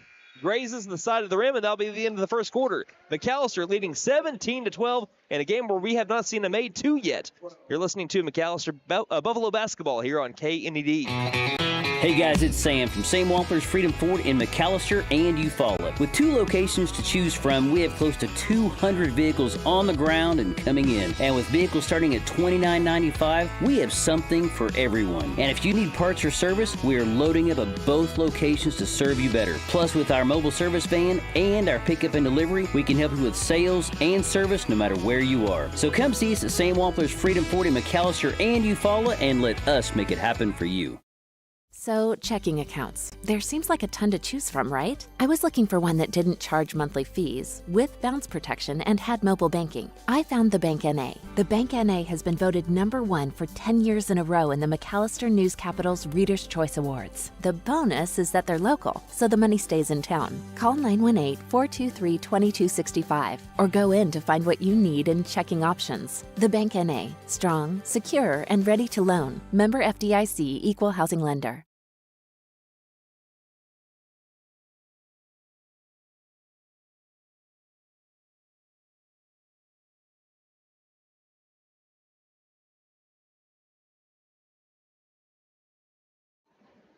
And to quarter number 2 we go. McAlester trailed for about half of the first quarter, and then Rodney Washington stepped up to the 3-point line 4 times and was able to get 14 points in the first quarter. McAlester leads 17-12 over the Pryor Tigers. Again, have not had a made shot from inside the 3-point line so far. We've had 2 free throws. That was it inside the 3-point line. Trying to drive in is number 4. That is Parks. He gets to the near corner. That 3 is short. Rebounded by Washington, who flies in for the board. And Washington's already had an excellent start to this one. Driving in, Pouncil jump stops inside the paint, lost the ball, tries to get it back. Washington now grabs it, has his feet taken out from underneath him, over in front of the scores table, and the ball hit the mic. You could hear the boom as the basketball hit the mic from the PA section. What are the odds of that? And by the way, I just wanted to say Rodney Washington has as many points tonight. It had as many points tonight in 7 minutes as he had the entire game against Coweta. Is that good? Again, not bad. 7:24 left to go in the first half. Pouncil back outside to Dooney. Dooney close to straight away. Has the back angle right over to Washington. Feeding back left side. Smith lost control, gathers the back. Now on the drive. Floater up, nearly behind the backboard. Can't get it to fall. Parks with the rebound. Both teams kind of struggling to score over the last 2 minutes or so. Mavers guarded by Pouncil, who's outside the perimeter. Now Mavers driving in, feeds a baseline. 2-pointer up and strong. And Washington's got another rebound. And head over to Bigham. Bigham with numbers. 2-on-1. And he couldn't control the ball as he was making his way up towards the rim on the right side. That's the second time that McAlester could have points in transition, couldn't control the ball. We'll have a couple of substitutions. Pouncil and Smith check out as we have Cornish and French check in on the floor for the black and gold. Bigham, Cornish, French, Washington, and, well, it was going to be Smith. Now Dooney checks out. Smith stays in. 6:48 left in the half. And still a 17-12 McAlester advantage. Across the half-court line, Braden Ward quickly goes, passes it to the corner. Now over to as Lafreur. Lafreur back to the corner, driving baseline. Good defense by Smith, but still being able to maintain his balance and the ball as Brock Ward scores from the right block, and that'll end the scoring drought for both these teams, and it brings it back to a 3-point deficit for the Tigers. Far corner, French works around a man, past high post, back into the low post. Feeds it along the baseline, and we're going to be having a blocking foul called on number 2, Brock Ward of the Tigers. That'll just be his first. Not going to be on a shot, as Bickham was not going up for the shot. He looked like he might have at first, and then he fed it along the baseline to an open Smith, which Smith just, again, 3 days ago, went 7 of 12 to the three-point line. This team can shoot. That was something that McAlester struggled with last year. They were around a 26% three-point shooting team. This year they are 10% better than that. And so we have a ball that got inbounded that was last touched by Smith, as Mavers got himself in between the inbounder and Smith. And Smith knew it as well. He said, yeah, it tipped off my fingers. The Buffaloes trying to find their shot again. Pesky Pryor defense has turned them away the last 3 minutes. Parks has the ball left wing to Mavers. Around over to Ward. Ward right wing. Feeds it to the other Ward left wing. That's Brock Ward. It leaves a wide open 3 on the way. This one's too strong. Washington had the rebound. Then he had contact being made with him and Brett Wigington. And that will lead to the third foul already of the second quarter here for the Pryor Tigers. And that's just the first on Wigington. Talking about young teams, the Pryor Tigers have a really young team as well. A lot of players on the team, but you get a lot of youth on this team as well. 5:50 left to go in the half. Baseline, Bickham up for a tough 2. Charge called. This time, Brock Ward gets the charge. Previously, it looked like it could have gone either way. This one, Ward wins that battle over Bickham. That's Bickham's first personal, team first. Buffaloes have been scoreless since the last 3 made by Rodney Washington with about a minute left in the first quarter. And it looks like Pouncel's going to check in for Brandon Smith. That'll be Smith's first seat of the day. As Braden Ward will get the inbound, 5:43 left in the half. Ward will pass it left wing. Over to Brock Ward. Bounce pass now around the world back over to Braden. Braden right wing. Back to the left wing. Finding its way to Wigington. Wigington in trouble. Has to bounce pass it to the circle over to Fuentes. Fuentes takes it right. Guarded by Cornish. McAlester in man-to-man defense. Cornish knocks it loose. Gathered it back by Fuentes. Fuentes passes it near sideline. Back over to Wigington. Wigington guarded by French. Pass out to the far corner. 3-pointers in the air for the tie. Got it. Christian Fuentes. Both of his threes made from that spot, and the Tigers have tied it up 17 all. 5:05 left to go in the half. Feeding it right wing to Pouncil is French, and now we'll have a foul called. This one will be on the Tigers. That'll be their 4th foul. See who it's on. As Dooney and Smith get ready to check back in for Cornish and French. Fouls on number 4, Jackson Parks. His first. Team 4th, one more foul will get McAlester at the free throw line for the remainder of the game. Is here is an inbound 2-handed slam to Rodney Washington. Are you not entertained? Washington lets everyone know this is his house and everyone else is on the guest list. As we have a foul on the other side as McAlester retakes the lead. I think you could feel the energy shift after that one, Brandon. Man. He's a freshman. Before we even started anything, we'd had some, I don't think we had a foul call, but we had an official stop play until Bickham and Parks, or did we call a foul? It was a foul. Parks, I think, might have been charged with a foul. Or did they just give a warning here? No foul yet, just a warning. Talking between Parks and Bickham. Far corner. Fuentes with the ball. Throws it off of Bickham, who guarded him well. That dunk has sent, like you said, Nate, an energy throughout the house. And it's reverberating through the 5 on the floor right now for the black and gold, too. 4:41 left in the half. Looking, bounce pass into the front court to Fuentes. Fuentes back to the half-court line to Ward. Ward guarded up by Washington, gets away from him for a moment. Washington closes in. I don't know if this is going to be a shot, but he did go for either the shot or the late give, and this will be a foul call. This will be on, that will be Rodney Washington, his first personal. But free throws, they're going to call this one on the shot. Again, the way that his hand was moving, I think he was trying to feed it to someone on the left block, but again, you can't really tell from that angle for an official, so this will be 2 free throws here for Braden Ward. Trying to tie the game back up. The Southpaw's first free throw is too strong.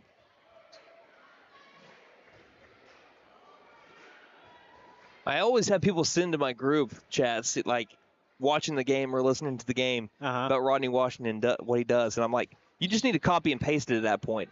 Second free throw is missed as well. Davian Pouncil gets the board. 4:25 left in the half. Smith left wing, feeds it to the right wing. Dooney trying to go baseline. Triple team. Feeds it over to Bickham. Long 2. Bickham can't get it to go. Pouncil fighting for the rebound. We're going to have a tie ball here. Can't tell where the possession arrow. It's going to favor McAlester, so Pouncil will get credit with the board here when we do give it credit. Got to give a lot of credit, speaking of that, to the Pryor Tigers. They've been able to hold McAlester to just 19 points so far, but just 2 points in the last about 5 minutes of game time. Smith looking around, trying to find someone open. Can't do so. Clears it on out over to Pouncil in the front court. Back to Smith. Smith pass high post to Dooney. Dooney looks in the paint, tries to draw contact, and he'll travel. Took a couple steps, then did the jump stop, then took a couple more steps, and that will lead to McAlester giving the ball back over to the Tigers. And, Brandon, I'll tell you, if McAlester can get these unforced turnovers in check, there's not going to be many teams in 5A that's going to be able to beat them. That's what's really holding them back. That and just going cold for some shots. Here's for the lead. Right wing 3 by Fuentes is missed as he stepped into it. Rebounded to Smith. Ahead over to Bickham. Bickham trying to drive in. Give late over to Davian Pouncil. Good look for Davian Pouncil, the sophomore to the sophomore. 21-17. McAlester up by 4. Tie for their largest lead of the game. 3:38 left in the half. Fuentes has the ball knocked loose. Smith gets it back. It's rolling towards the corner. Can anyone save it? Nope. The only person that's going to be able to touch this is the cheerleader beyond the baseline. But good hustle play by Brandon Smith trying to give McAlester another couple of points. And Coach Dooney wants to press here as the ball went back to the baseline. 3:31 left in the half. Inbounds it over to Wigington. Wigington guarded up by Washington has to pick up the ball. Wigington in trouble. Wigington gets it to Fuentes. Fuentes still in the backcourt. Pass to the near sideline, finding Parks. Parks across the half-court line. Parks to the top of the key. Feeds it right wing.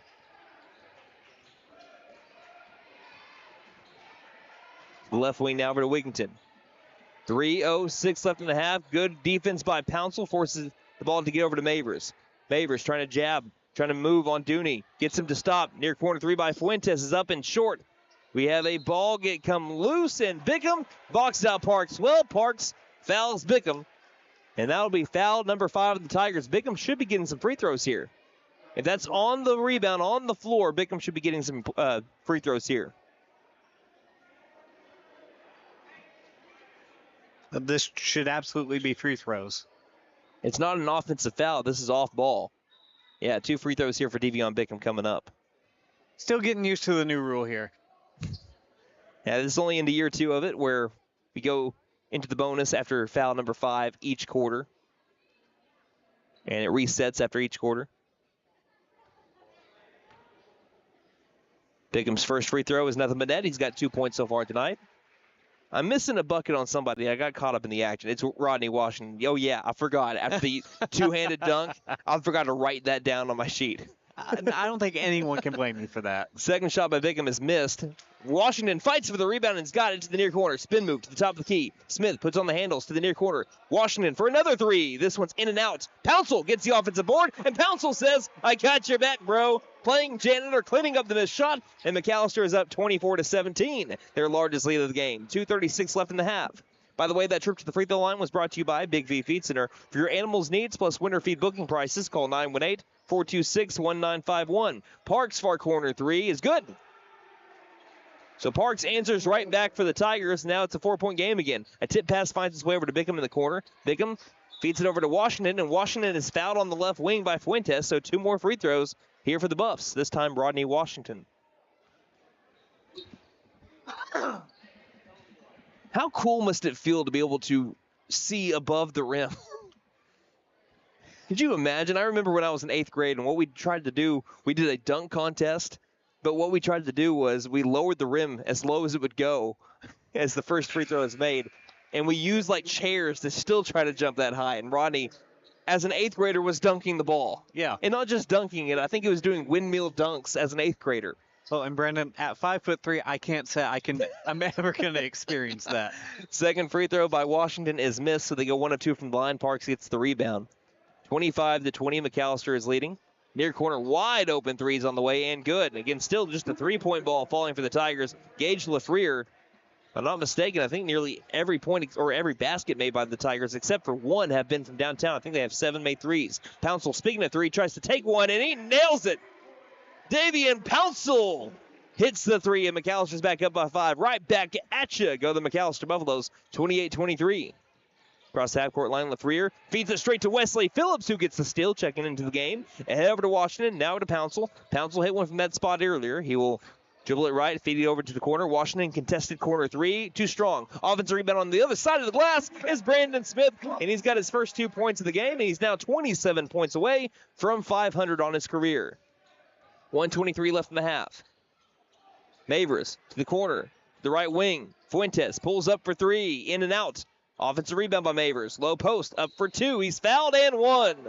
Brandon Smith charged with the foul. He's in disbelief. Phillips is there to be able to pick him up. That'll be his second, team 4th of the second quarter. That's only, the second made field goal for the Tigers inside the 3-point line. They've had to rely on the 3-point ball. I feel like even more than McAlester has. Yeah. I feel like we've made a bunch of threes so far.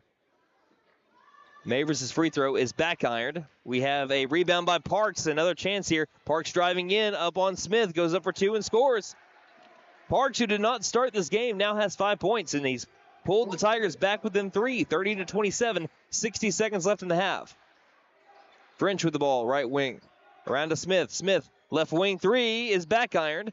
Long bounce out over to Davian Pouncil, who gathers it in his double team. Pouncil feeds to French. Top of the key. French on the drive. Floater inside the paint. Can't get it to go. French fighting for his own rebound. It'll be last touched by him along the baseline. So even though McAlester, he can keep on going on big-time runs, is able to go up by 7 or 8 at a time, Pryor is able to always bring it back. Again, it's not feeling like Durant because McAlester is always kind of playing from behind against Durant about a week and a half ago.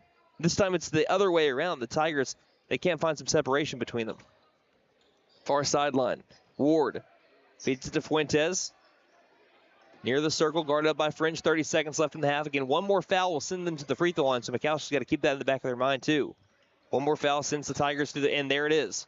And it's on Rodney Washington. And Coach Dooney, he's teaching Cade French to stick with his man and Christian Fuentes. The foul is on Washington, though that's his second personal. And at the free throw line is Braden Ward.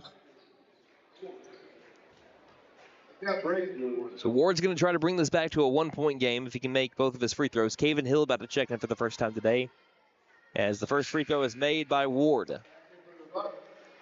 So Hill and Dooney in for Washington and Smith. Coach Dooney trying to make sure that neither one of those players get their third foul before the end of the half. And make sure they get this rebound. Pryor's been able to get some second chance points so far tonight. Second free throw is up and short. Hill's got the rebound. 21 seconds left in the half. Dooney now down the floor with his team up by 2. Pouncil, right wing, on the drive. Feeds it left wing. Bickham into the corner. French, deep corner 3. Hit the side of the backboard. Rebounded by the Tigers. 8 seconds left. Throws it ahead. Pouncil reaches up. Is able to try to grab it. Still bounced around. Straight to a Tiger. Fuentes driving in. And we've got a charge. Guess who again? Alex Dooney. You know what I said? Maybe? No, I think that I'm willing to call it. Alex Dooney better than anybody in the state at drawing charges. They bring back in. Now this is Cornish, Pouncil, Hill, Dooney, and Bickham on the floor. Bickham looking to inbound. Finds it to Dooney. Back over to Bickham. Half-court shot at the buzzer. Good if it goes. It's not going to go. It hits off the shot clock. But that will be the end of the first half. Tigers sticking around with McAlester after they were able to distance themselves a couple of times. But we got a good game at the end of the second quarter. Buffaloes lead the Tigers 30-28 here on KNED. It's the most wonderful time of the year, the Nissan year-end sales event. Come dash through the snow in the all-new reimagined Kicks. Or give the gift of pure adrenaline and test drive a Z. No reindeer here, it's all horsepower. Santa isn't the only one delivering presents this year. We'll even put a bow on it. And don't forget to tell him Maddie sent ya. Finn Nissan is your best deal dealer. Shop us online now at finnnissan.com. Don't freeze before the slam dunk. Flare it to the goal. Warm as a fireplace or cool as winter snow. When summer blazes or winter bites, Freeze and Flare Comfort Advisors will be on site. Don't despair. Call Freeze and Flare Heat and Air. Licensed, bonded, and insured. Mechanical license number 001-44485. Freeze and Flare Heat and Air LLC. Your comfort's our game. Patriot Chrysler Dodge Jeep and Ram in McAlester says bring on the monstrous discounts on new Jeeps in stock, including Jeep Wranglers. Take up to $12,000 off new Wranglers or 0% for 72 months. The hot-selling Compass discounted $8,000 off or priced at $19,900. Wow! Patriot makes your next Jeep affordable, which allows you to pay off those pesky credit card bills. Patriot Chrysler Dodge Jeep and Ram in McAlester. Wrangler MSRP 68190. Compass 28090.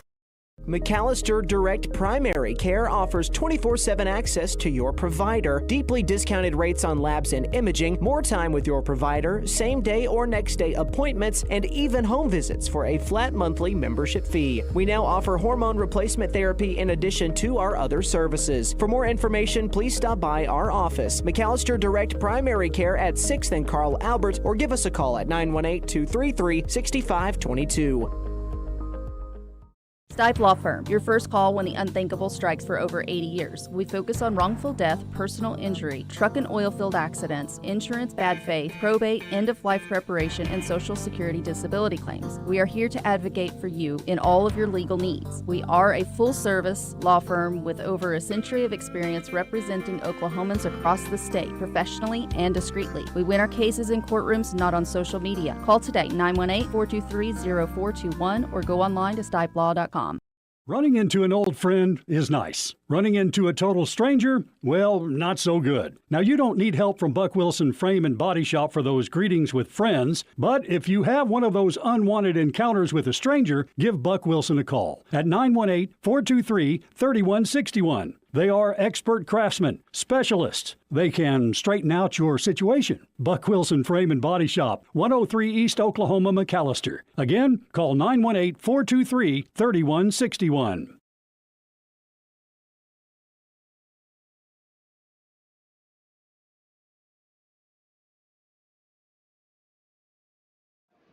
Welcome back to McAlester, Oklahoma, where they have Chuck-a-Duck going on over here at the MAC. And I remember back when they used to have this over at Bob Brumley Gymnasium. At the time, Christy, she was over here with McAlester Radio. She actually bought us ducks, and I was able to chuck them from where I was inside the press box. Were you able to make one? I made one inside of the pool before, but never inside the bucket. I think if you make it inside the pool, you get like a free popcorn. And if you make it inside the bucket, you get like, I think it's a gift card somewhere. We need to start trying that. I'm owed a deal of popcorn. I'm still waiting for my popcorn 3 years later. Well, go tell someone.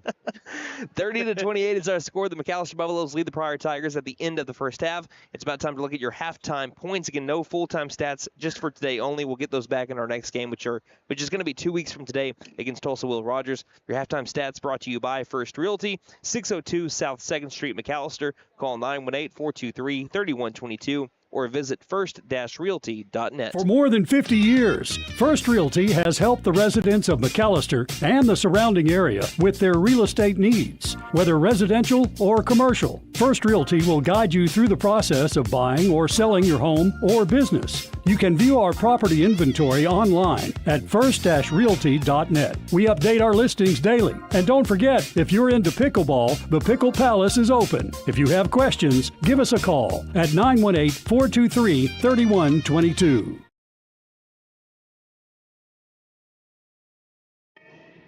So do you like the Golden State Warriors? If you're from Oklahoma, probably not. But if you like the three ball, this is the game for you. The McAlester Buffaloes and the Pryor Tigers. have struck from three often. And like I said, I don't have the full stats in front of me. We'll have those in a future tweet a little bit later on. And we encourage you to follow us on Twitter. It's now X, but we still call it Twitter, at Buff Sports Radio. And we will be posting the full in-depth stats for our leading scorers. Probably by Sunday, I'd say we could have those on our Twitter page. But anyway, looking at our leading scorers for the McAlester Buffaloes, again, I'm off by a point.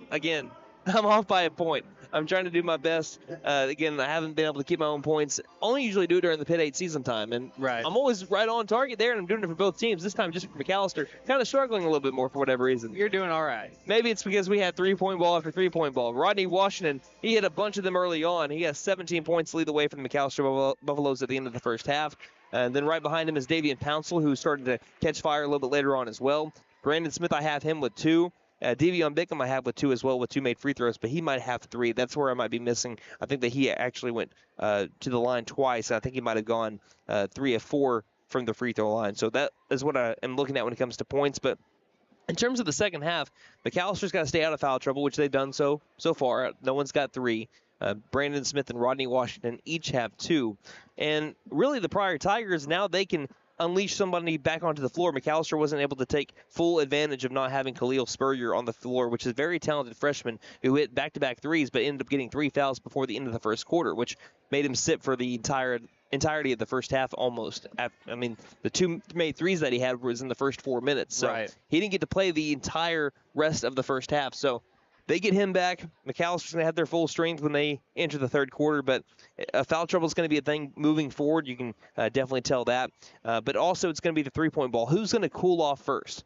And it seems like McAlester, they haven't been able to take full advantage of when Pryor cooled off, and Pryor has been able to take full advantage when McAlester does cool off. That's why this game is as close as it is, because each team has cooled off. McAlester hasn't been able to make as much or take as big of a lead as they would like to when Pryor went cold from 3, because that's really all the shots that they've been able to get off. I mean, from inside the three-point line, McAlester has that locked down, but from outside, they've been able to find some open shots, and really everyone on the floor, it reminds me a lot of the Queen Lady Tigers and their 1 through 5.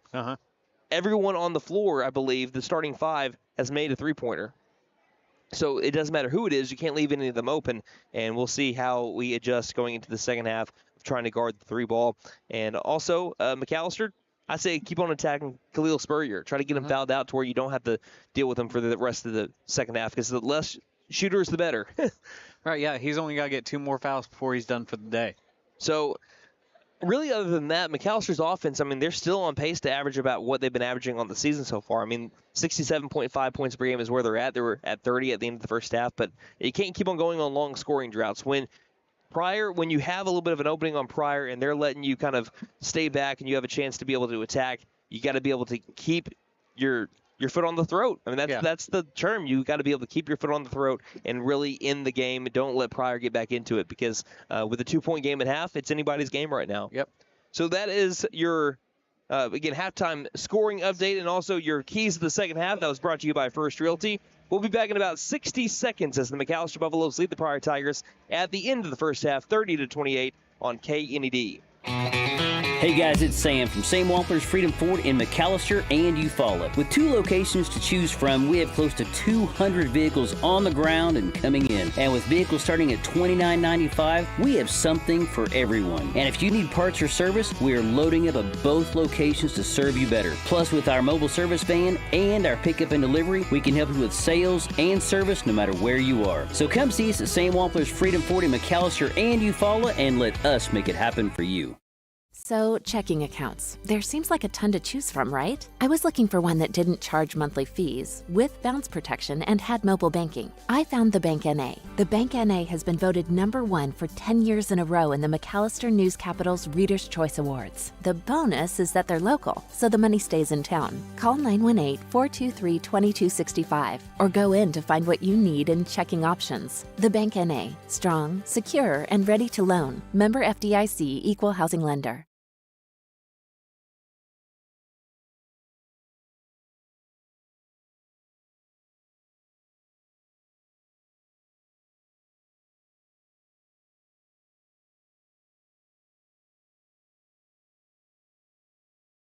Welcome back to McAlester, Oklahoma. We're about 8 seconds away from the beginning of the second half. The McAlester Buffaloes lead the Pryor Tigers 30-28. This is your voice of the Buffaloes, Brandon Green, in the final game of the calendar year 2024 before we head into Christmas break. And we will be having our first game after Christmas break, still during Christmas break, technically. January 3rd will be the next game. We'll be heading on up to T-Town to take on the Tulsa Will Rogers Ropers and Lady Ropers. So we are now going to flip sides. Let's see, again, which team cools off, which team is able to sustain their offense. The McAlester Buffaloes roll out their starting five: Devion Bickham, Brandon Smith, Davian Pouncil, Rodney Washington, and Alex Dooney for the McAlester Buffaloes. And I believe Derek Hatridge coming in strong for me right here. He's giving me the points that I was able to miss here, as I believe. And Brandon, while you're going over that, I'll just go over the starting five on the floor for McAlester. We got Bickham, Washington, Dooney, Smith, and Pouncil all on the floor for your Buffaloes. As we have an early foul here, this one's going to be called on Dooney just 8 seconds into the third quarter. That'll be his second, team first of the first half. Pretty obviously with 8 seconds left, or 8 seconds to go in the game, and Pryor gets it over the half-court line. Okay, so again, I wasn't able to find it there, but we'll look at it again. 7:46 against 7:45 now left in the third. Mavers tries to pass it out and does so to the top of the key. Back over to Spurrier, who's back into the game. Pulls up for a two, and he misses this one too strong. Mavers with the offensive board. Back out to Fuentes to the top of the key. Around to the left wing. We have a three on the way that's airballed by Ward, and it will be last touched by the shooter out of bounds. So far, though, two open threes that were taken by the Pryor Tigers. McAllister's got to be able to close in on those a little bit better. 7:24 left to go in the third. McAllister up by two. Smith left front court. Smith cross court, finds Washington. Back over to Dooney in the front court. Washington one dribble back to Dooney. Dooney tries to feed to the high post. Almost stolen. Pouncil's able to gather it back and throws it back outside over to Smith. Smith left wing between the legs. Cross court to Pouncil. Pouncil jump stop inside the paint. Up for a tough two. Can't get it. And we have a rebound here by the Tigers. Get away from him. You don't want to foul here. Brock Ward with the rebound. Good look by Davian Pouncil. Just couldn't finish. Under 7 minutes left to go in the third. Dribbling left is Ward on Pouncil. Now has to stop and pass it to someone. He does so over to Spurrier. Spurrier bounce pass to the far sideline to Mavers. Mavers a couple of dribbles. Now round over to Spurrier near corner, guarded up by Washington. Takes up his dribble. Back to the right wing. McAllister sticking with the man-to-man defense. Driving far sideline. Stops right block for the tie. Can't make the shot. Rodney Washington with the rebound. Dooney probably should have been charged with the foul there as he was starting to drive, but McAllister will take it. Smith far sideline will take the place of Washington when he crossed the timeline. In left side of the half-court line is McAllister wearing their home white uniforms, looking for their first win in these uniforms. Nearly 2 minutes have gone off the clock here in the third, and we haven't had any scoring. Bickham, double-teamed. Starts his dribble, feeds it to Dooney, outside, wide open right wing. Three is grazing the left side of the rim. And it'll be rebounded by the Tigers along the baseline. Smith trying to get the ball back from Brock Ward, but cannot do so. Fuentes down the near sideline. Lob pass, short corner. Mavers inside two. He's fouled. Pouncil will have the foul here called on him, and a chance to tie it up here for the Tigers.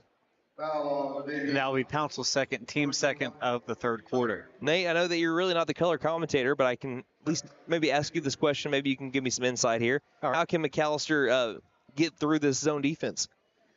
Well, they're going to have to... as the first shot is made. They're going to have to make smart passes. We've talked about the unforced turnovers being the real killer of this McAllister team so far. Second free throw is made as well, and it's 30-30. Tie game again. Smith has the ball across the half-court line, back over to Washington. Washington to a trailing Bickham to the top of the key. Now he makes his way to the low post as he gets it outside the Dooney. Bickham tries to force it inside to Washington, which is somehow does find its target, and Washington is now approaching 20 points. And not mentioning just 20 points, I'm pretty sure he's got a double-double at this point. 32-30 is the score. High post, trying to drive. Dooney forces the ball loose. Washington has the steal, throws it, though, straight to Braden Ward as he was trying to save the ball. Pop and shot, right elbow, does fall for Braden Ward. That's the tip of your cap there. That's a good shot by Ward, near corner. Smith trying to cross over, man. Nothing doing there. Cross-court pass to the right wing. Pouncil's grab, no whistle. To the left wing, to the near corner. Big three by TNT. Can't get it to go. Offensive rebound by Washington. Second chance here for McAllister. Got to make the most out of it. Dooney gets a man to jump off the left elbow. Left block. Alex Dooney scores. He's got 4 points tonight. And McAlester retakes the lead 34-32, and we've got some whistles going on here.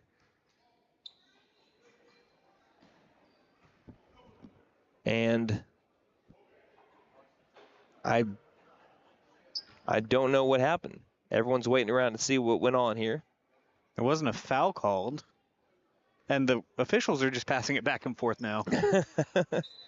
All of a sudden, one pulls up from three. I mean, why not? 4:48 left to go in the third quarter. McAlester up by 2.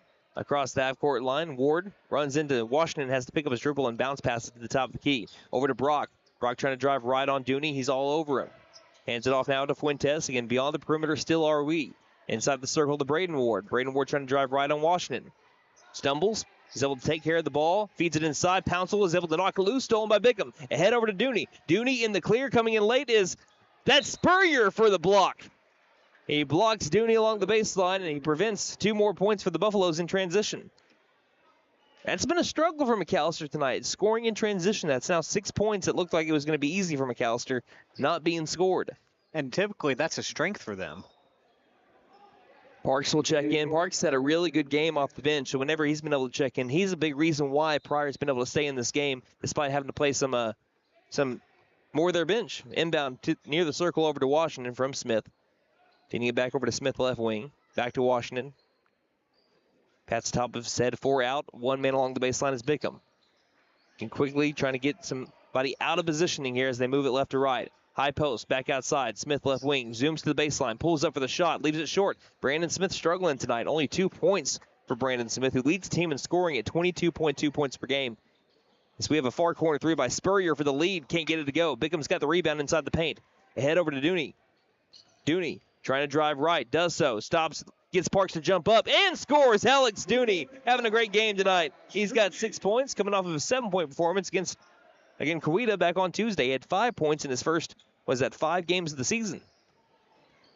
McAlester up by 4 again. Mavers, looks like he just stumbled up to the high post, and that will be a travel. At first, I thought we were going to see the foul call there, but McAlester will get the ball back. Kevin Hill going to check in here for Brandon Smith. And Smith's just not on his game right now. He's given him some time to be able to collect himself, and I'm sure he's going to be able to bounce back here for the Buffaloes. Of course, a big-time player for McAlester, leads the team in field goal percentage, points per game, and steals per game. Just not feeling it right now. Give him a little bit of time, and like I said, he'll bounce back. 3:25 left in the third. McAlester is up by 4. Washington, Pouncil, Dooney, Hill, and Bickham on the floor. Dooney tried to feed it between the legs of Spurrier, and it's stolen by Spurrier. Goes left to right, up for a tough 2. Got it to go, did not need the rim nor the backboard. Trying to go the other way. Bickham's got the ball. Bickham now 2-on-2 in transition. Bickham drives up for the layup. He scores. Devion Bickham. He's got 4 points. And we have a Tiger that's down on the other side of the floor as Fuentes hit the deck, and he's coming up limping. Hopefully he's going to be all right. He'll make his way off the floor, kind of jog limping himself to the bench off the right side of the scores table. The Buffaloes lead 38-34, 3:01 left in the third. Bickham up to 4 points now. McAlester will apply the pressure still as Ward lost the ball, and it's going to be a turnover on the Tigers. So Smith gets a little bit of a breather. He checks back in, and he will check in for Alex Dooney. We'll have a timeout in the meantime. McAlester leading 38-34, 2:56 left to go in the third. 60 seconds, and we'll be back on KNED.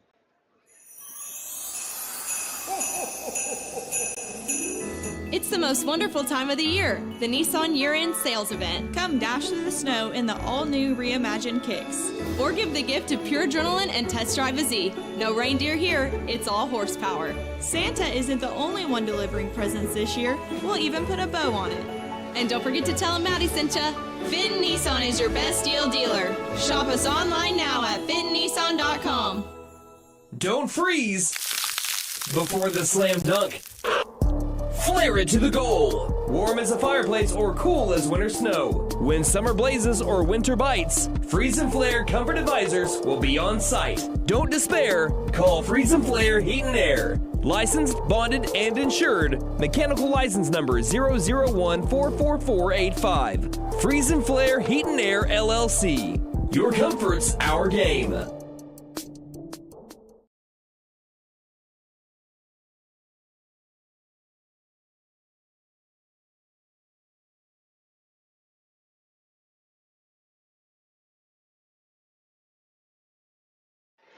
And you're joining us in the middle of play is out of the timeout. McAlester turns the ball over. Spurrier with the steal, and we have a quick foul here. And it's going to be on Devion Bickham. So joining us right out of the action on the floor for McAlester is Pouncil, Bickham, Washington, Smith, and Caven Hill. That'll be only the first foul on Devion Bickham. 2:44 left to go in the third. McAlester leads 38-34. Here's a baseline jumper that's too short. Bickham is able to climb the ladder and bring down another rebound here. And feeds it over to Washington. 2:35 left in the third. Back to Bickham, right wing. Bickham on the drive. Tries to feed it over to the other side. Luckily, bounces over to Washington. Now near corner three by TNT. Boom goes the dynamite. Here he comes. Brandon Smith with the three-pointer. What did I tell you, buddy? 41-34. I don't think he needs to be able to know. He knows what Brandon Smith is capable of. 2:15 left to go in the third quarter. As Ward currently has it on the right wing, feeds it into the corner to LaFrere. LaFrere to the right wing. Driving in is Wigginton. Wigginton for the two. His shot is blocked from behind by Caven Hill. The Nile's not just a river in Africa. It resides in the right hand of Caven Hill. On the floor now, Tiger Region, Jackson, Lakers. 2:04 left to go in the third quarter. A little geography lesson there for you. 41-34 is the score. Lobbing. Finding a man in mid-jump, trying to make the shot was LaFrere, could not do so. Pouncil's got the rebound. 2-minute warning left to go in the third. 41-34, McAlester up by 7. Pouncil dribbling left to the high post, stops on a dime, waits for someone. Double team, lost the ball. Stolen going the other way. LaFrere up with Washington. We have a blocking foul, and it'll be 2 free throws for Rodney Washington. Just couldn't get his feet set in time. That'll be foul number 3 on Rodney. And still okay. As long as you have less than 4 before the end of the third quarter, you're still doing fine. 2 free throws here for Gage LaFrere. First one is in the air and good. So McAlester has not been able to have a bigger than 7-point lead. As they just got to 7, now it's down to 6 again. Pouncil checks out, Dooney comes in. Second free throw by LaFrere is in the air and good as well. So it's back to a 5-point lead for McAlester. Cannot distance themselves further than 7 against the Tigers. Right wing, Dooney picks up his ball to the far corner, back to Dooney. Dooney trying to drive in, splits the defenders, goes up for a tough 2 again, and this time he's fouled. 2 free throws on the way for Alex Dooney. Our first free throws for the Buffaloes in quarter number 3.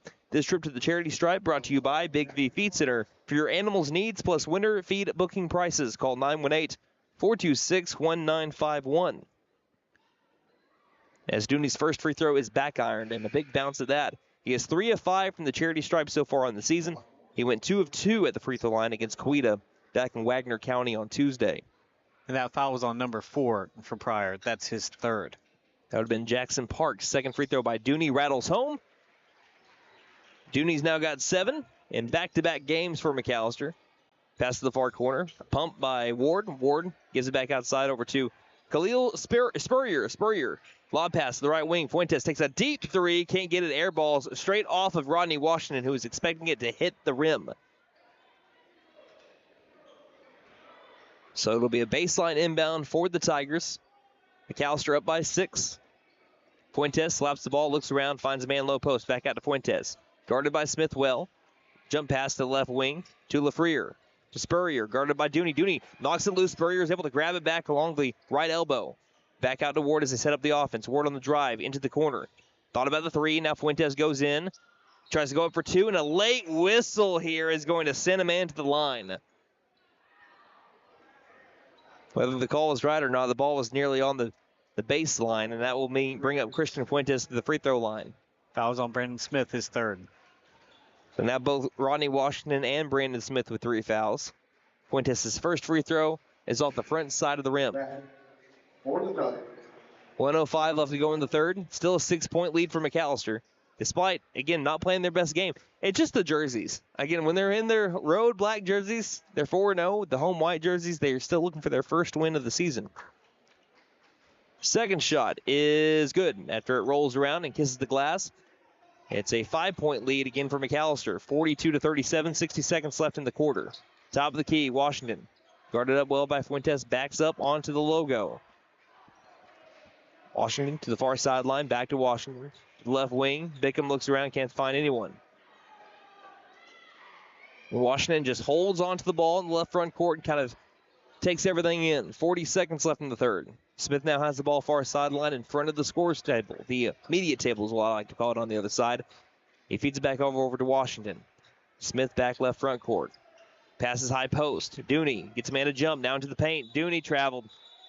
Yep, there'll be a travel on Alex Dooney inside the paint. He's been able to make a living inside the paint so far. The shot did fall, but an extra step there by the senior. And we'll give the ball back over to the Tigers, who's again closing in on their season average, 41.8 points per game in just 3 quarters. A lot like what we saw against Durant and a lot like what we saw against Quita. But the way that McAlester plays, they force their opponents to move faster. It just sometimes against McAlester, their opponents have been able to step up and be able to score quickly too.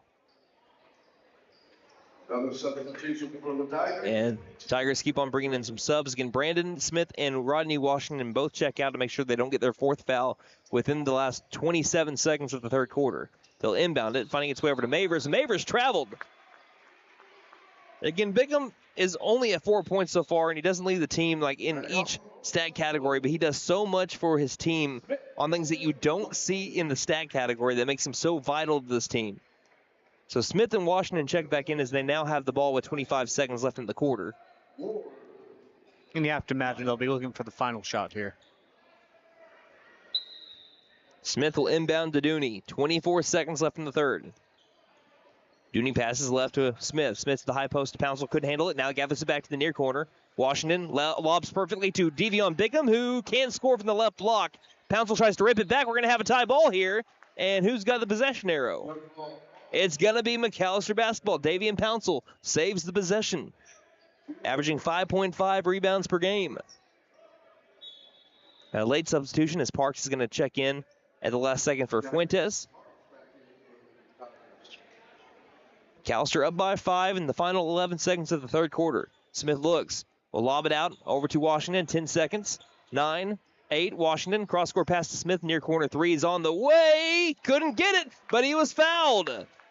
Foul on the three-point attempt. Just barely missed a chance at a 4-point play. 3 free throws on the way for Brandon Smith with 5.2 seconds remaining in quarter number 3. Take it any way you can get it, right? Brandon Smith averaging, again, 22.2 points per game, 62% from the free throw line on the early season, 6 games in. His first of 3 is down the hoop.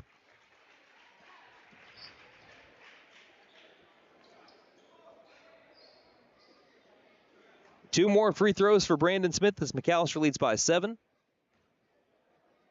Second free throw is good, and this is the largest lead so far tonight for McAlester.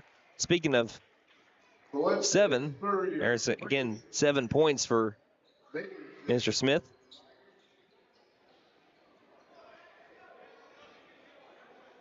Wesley Phillips, I believe, will check in for the shooter should Smith make this third of 3 free throw attempts.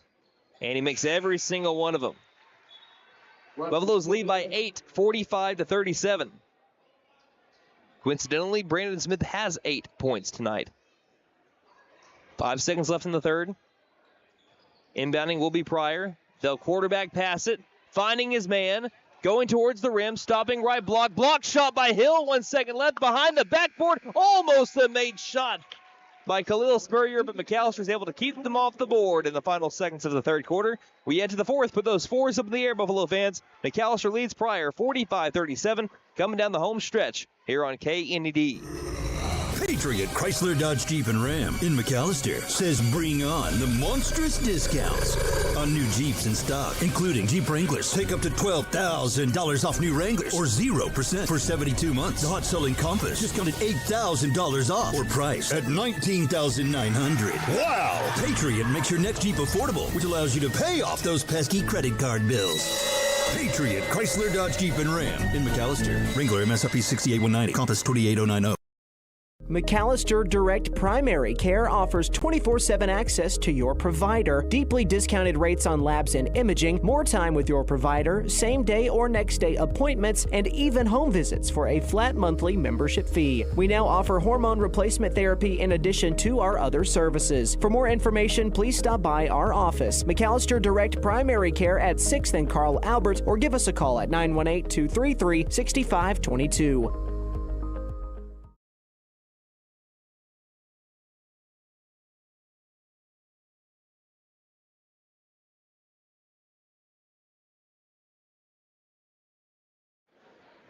8 minutes fresh out of the oven here to be able to finish off 2024. The McAlester Buffaloes lead 45-37. It's a game-high lead so far for McAlester, trying to win their 4th consecutive game for the first time since the 2021-2022 season when they beat Bishop Kelly and then won the whole darn thing over at the Noble Tournament. And we have a whistle after the inbound 4 seconds into the 4th. Don't really know what for. We're going to inbound again. I couldn't hear him from all the way up here. I was trying. I'll try harder. Come on, man. No, doing a great job, Nate.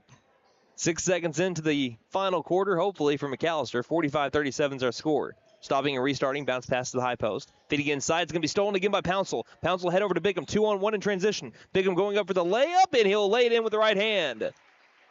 Davion Bickham has 8 points for the McAlester Buffaloes. Finding a stride points-wise in the second half, McAlester leads by double digits for the first time tonight.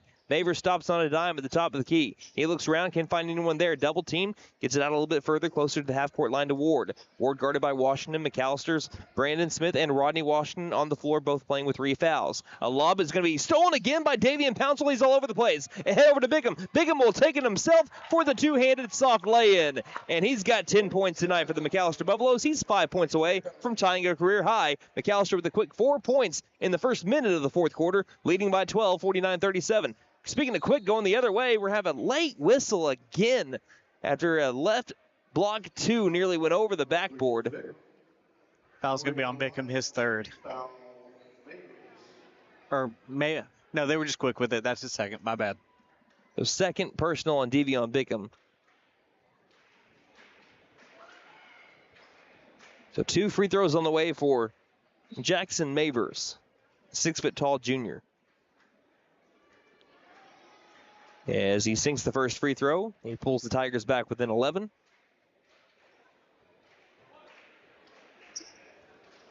Even 7 minutes left in this one. Second shot on the way is good. Rattles home, and checking back into the game is Brett Wigington. Comes in for Mavers and a 10-point McAlester lead. Bickham will inbound to Dooney, and we get on the floor. Pouncil, Smith, Bickham, Washington, and Dooney. Bounce pass baseline. Bickham feeds it back to Pouncil. Pouncil for a roundabout 2 from the left side. That's pretty. And Pouncil's got 9 points. McAllister's got a 12-point lead. Step back, thought about the far corner 3. Bickham was able to recover well after losing his footing for a moment. Top of the key with the drive. Ward goes in for 2. Came over a man, and we'll have a blocking foul on Alex Dooney. He's able to draw about 3 charges tonight. Not that time, and we'll have 2 more free throws on the way for the Tigers. That will be Dooney's 3rd personal. So 3 McAlester players playing with 3 personal fouls. This time 2 free throws for Braden Ward. First free throw is good. I feel like they have a lot of lefties in this Pryor lineup. You know, I hadn't even noticed that, but now that you point that out, I see it. Bickham checks out as Caven Hill comes in, the only substitution here for the black and gold. Trying to bring this back to a 10-point game is Ward. Second free throw is in the air and good as well. And it's a 10-point deficit again for Pryor. McAlester trying to extend their lead. 6:28 left in the game. Pouncil far sideline. Pouncil eyeing. Finds Smith. High post. Back outside to Washington. Left wing to Dooney. Dooney to the high post to Pouncil. Pulls up. Left elbow 2. Grazes the rim and goes out of bounds. Last touch by the shooter Pouncil as Bickham will come back in. He'll come in for Washington. 6:18 left in the game. 10-point lead for McAlester. Spurrier will get the inbound. The Pryor Tigers have matched their season average with 6 minutes left to go in the game. Left wing, Wigington goes off a screen by Parks. Stops at the top of the key. Bounce passes. Finds his way to Fuentes for a left wing 3 off the left side of the iron. It's a long rebound outside the perimeter in the corner by Spurrier. Back out to the other side. Far corner 3 by Fuentes. He airballs that one. Offensive rebound. Other side. Contested 2 is missed. And this time rebounded by Hill. The third time was not a charm there for the Pryor Tigers. 5:47 left in the game. Smith finds an opening. Goes up for 2. A wild 2. He's fouled. He'll go to the free throw line for 2 attempts here. This trip to the charity stripe brought to you by Big V Feed Center for your animals' needs plus winter feed booking prices. Call 918-426-1037 1951. That's the second personal foul on Brett Wigington, the first team foul on the Tigers here in the fourth quarter with 5:44 remaining in the game. First free throw by Smith. Hits off the top of the iron, but does fall through, and McAlester leads by 11 again. Washington checking in for Pouncil. So Smith trying to get into double digits again with this free throw if he can sink it, and he does so. Nothing but net. 53-41. Buffaloes are up on the Tigers with 5:40 left in the game. Keep on going back from 10 to 12 to 10 to 12. Pryor keeps on answering. Ward gets Dooney to fall to his feet, but a pass is tipped by Smith. Smith, 2-on-2 in transition, tries to find a way in, does so into the paint, and the floater scores off balance for Brandon Smith. He had 2 points in the first quarter, rather the first half, and 10 points here in quarters 3 and 4. 15 left to go in the game, and a 14-point McAlester lead. Big left wing three for Wigington is back ironed. It's rebounded by Smith, and McAlester has all the momentum now. Smith down the middle of the floor. Now accelerates all the way towards the rim, has his shot blocked, but a late whistle here will benefit McAlester as Brandon Smith will go to the free throw line. So more free throws for the sophomore, as that's the third personal on Brett Wigington, who the official said got Smith in the head on the way up. You know, despite the 10K drawing tonight, it was a pretty good crowd here for McAlester. Yeah, this still is. First free throw is made. I know if you're looking on the video stream, you're looking over the opposite side, you don't see a lot of seats full, but that's the visiting section. Yeah, that's the Pryor side.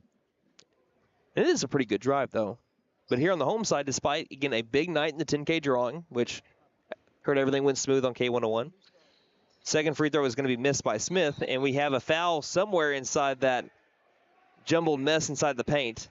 And it's going to be on Wigington again. He's had 3 consecutive fouls here in the last, 30 seconds.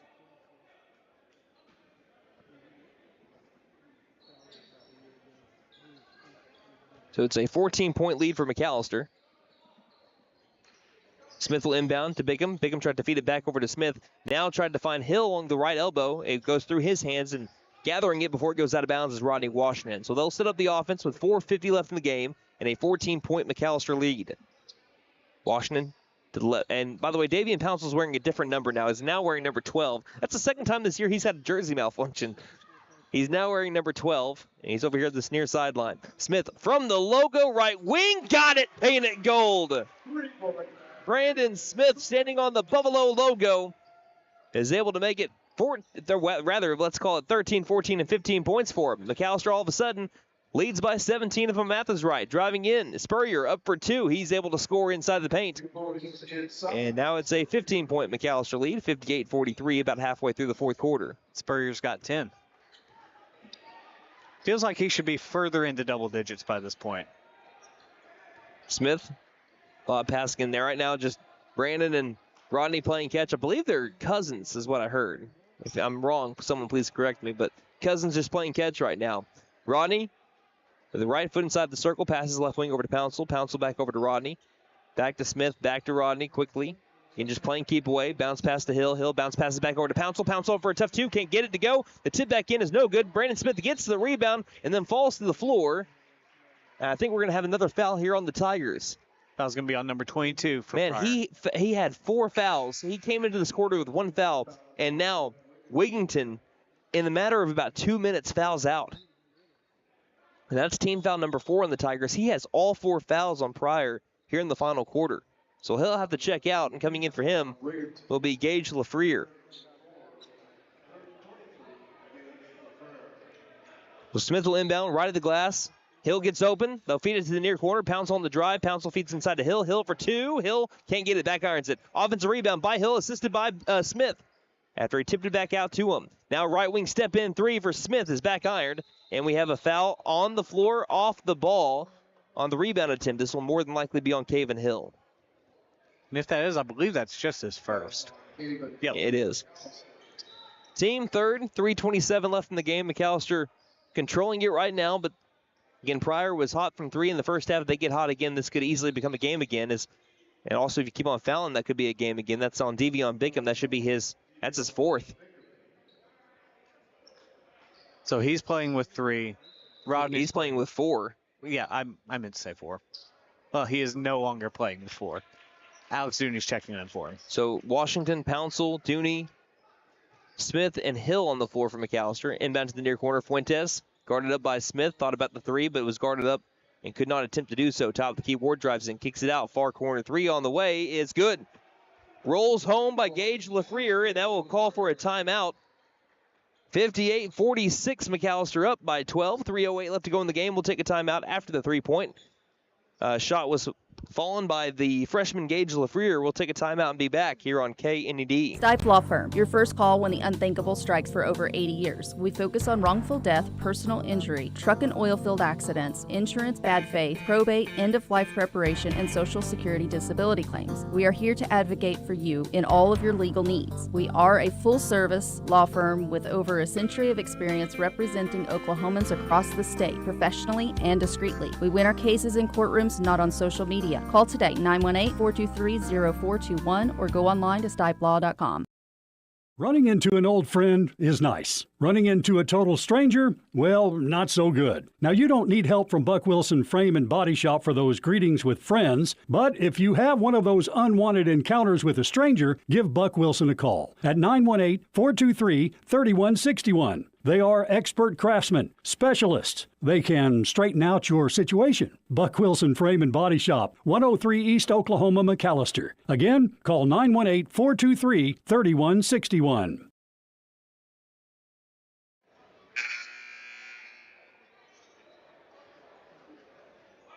We're back in the MAC. McAlester in the final game of the calendar year 2024 has a 12-point lead over the Pryor Tigers. Timeout was called, so we get back into the action with Dooney, Smith, Washington, Pouncil, and Hill on the floor for the Black and Gold. Dooney has the ball left front court. Pryor immediately wants to draw up some pressure, and they throw it right away. Ward with the steal. Ward waits for his offense. Feeds it off now over to the other Ward. Now Brock Ward takes the right elbow, too, and gets it. And just like that, it's a 10-point game.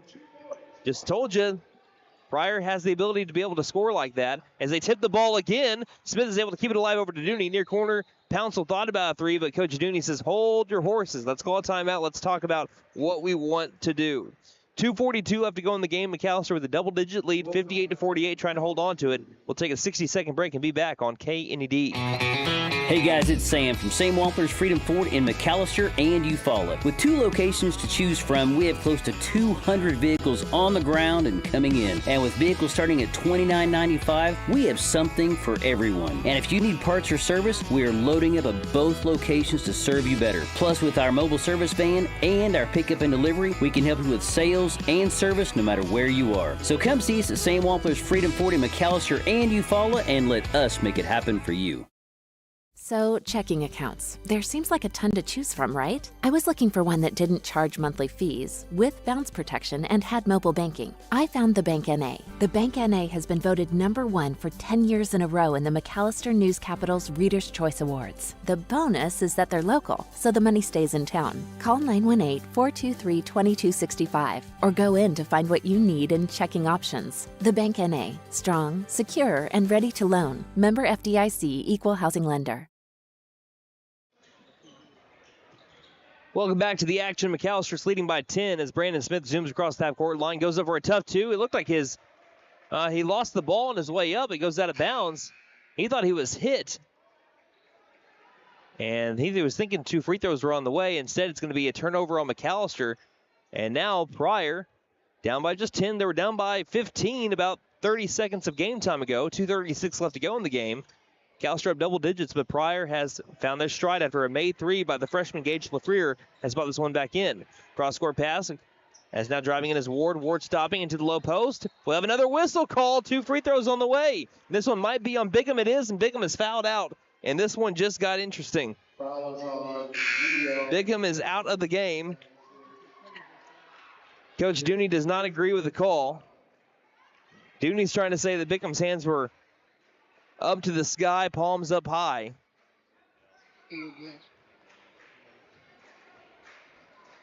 That's not going to change the mind of the official. So Bickham's night is going to be done. Checking in will be Caven Hill. So the freshman here, Caven Hill, is going to be playing some big-time minutes in a big-time district game. Pryor was 0-3, negative 31 coming into this game in the 5A4 standings, trying to fight their way back for a win, but they missed the first free throw. I think someone yelled in the McAlester side, ball don't lie. No, that's rebound, okay. Second free throw is on the way. That one is good. And it's back to single digit the deficit for the Pryor Tigers. McAlester still wanting to work quickly. Pouncil throws it over to Dooney. It's a backcourt violation. McAlester keeps on wanting to move fast, and it's leading to turnovers here, and turnovers late. They're trying to hold on to the game. Dooney tells everyone to settle down. This was a 17-point game in the fourth quarter. It's now a 9. 2:22 left in the game. Inbound is tipped, stolen by Brandon Smith. Gives over to Washington. Washington trying to go towards the rim, but he's fouled in the process. That will be team foul number 5 on the Tigers, and that's also number 4 on Khalil Spurrier. So 2 free throws coming up for Rodney Washington, who coming into this game is a 70% free throw shooter.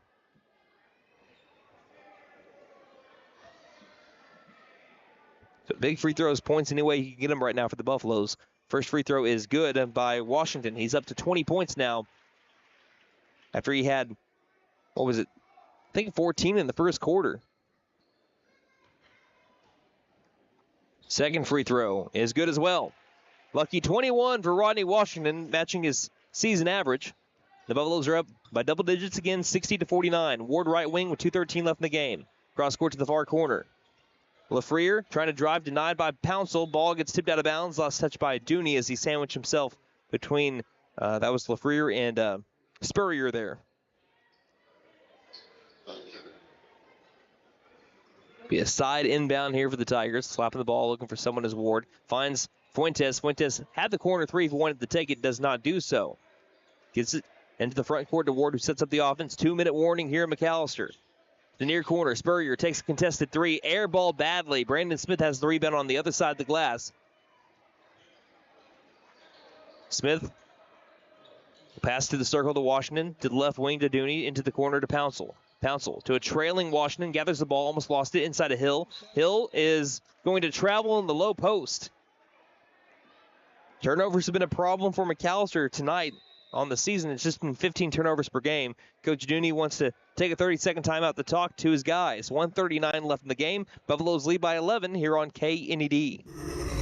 Patriot Chrysler Dodge Jeep and Ram in McAlester says bring on the monstrous discounts on new Jeeps in stock, including Jeep Wranglers. Take up to $12,000 off new Wranglers or 0% for 72 months. The hot-selling Compass discounted $8,000 off or priced at $19,900. Wow! Patriot makes your next Jeep affordable, which allows you to pay off those pesky credit card bills. Patriot Chrysler Dodge Jeep and Ram in McAlester. Wrangler MSRP 68190. Compass 28090.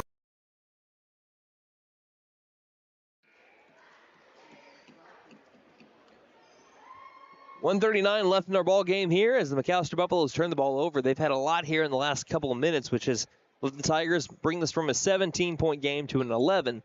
Still kind of comfortable, but they're forcing McAlester to take some time out to talk about things. Devion Bigham is fouls out with 10 points tonight. McAlester will press as Parks gets the ball to Spurrier. Spurrier stops on the other side of the floor, guarded up by Smith. Cross court to the right wing into the corner. LaFreer gets it to Fuentes, right wing off balance, 3-2 short, offensive rebound. Spurrier brings it back to a 9-point game. 1:23 left in it. Bounce pass across the timeline to Washington. Washington feeds it back to Smith. McAllister's got to take care of the ball. Smith into the corner to Dooney. Saves it from going out of bounds as he's double teamed. Dooney is fouled in the corner. This one's going to be on Spurrier, and that's not on Spurrier. They're going to call that foul on Gage LaFreer. So that would have been Spurrier's 5th. But instead it's on LaFreer. That's his 3rd. 2 free throws coming up for Alex Dooney, who so far tonight is 1 of 2 from the line and on the season 4 of 6. First free throw by Dooney is good. That's a new season high for Dooney, 8 points tonight. And trip to the free throw line brought to you by Big V Feed Center for your animals' needs. Plus winter feed booking prices. Call 918-426-1951 as Dooney hits them both. And McAlester back up by 11, 62-51. 1:09 left in the game. Across the half-court line, Parks will stop. Restart, trying to drive on Hill towards the low post. Feeds it inside. 2-pointer up and good. made by Gage Lafrere. As Parks is losing his balance, is able to find Lafrere. Inside 1 minute, 53 seconds left in the game, and a 9-point advantage for McAlester. Smith to the top of the key, lobs it, trying to find Hill. Hill couldn't handle it in the low post. Game still alive for the Tigers. If I'm McAlester, I'm holding the ball. They've been good from the free throw line tonight and make them foul you. 43 seconds left. Ward across the timeline, guarded up by, that is Washington. He lost control of the ball, and they're going to say it was last touched by Washington. How? Literally. Beats, I don't know. And McAllister's Bluebirds are starting to come out tonight, even though they're up by 9 right now. But for good reason, it seems like. 36 seconds left in the game. This last 4 minutes have felt like the entire night. Fuentes inbounds to Parks. Parks near corner 3. Might have been blocked by Washington. Rebounded by Hill. Hill bounce pass to Dooney. Under 30 seconds left. Dooney's being trailed by Mavers. Dooney gets himself across the half-court line. Tries to split defenders. He's double-teamed. He's getting hacked, and he'll finally be fouled. The 2 free throws on the way for Alex Dooney, trying to get into double digits here.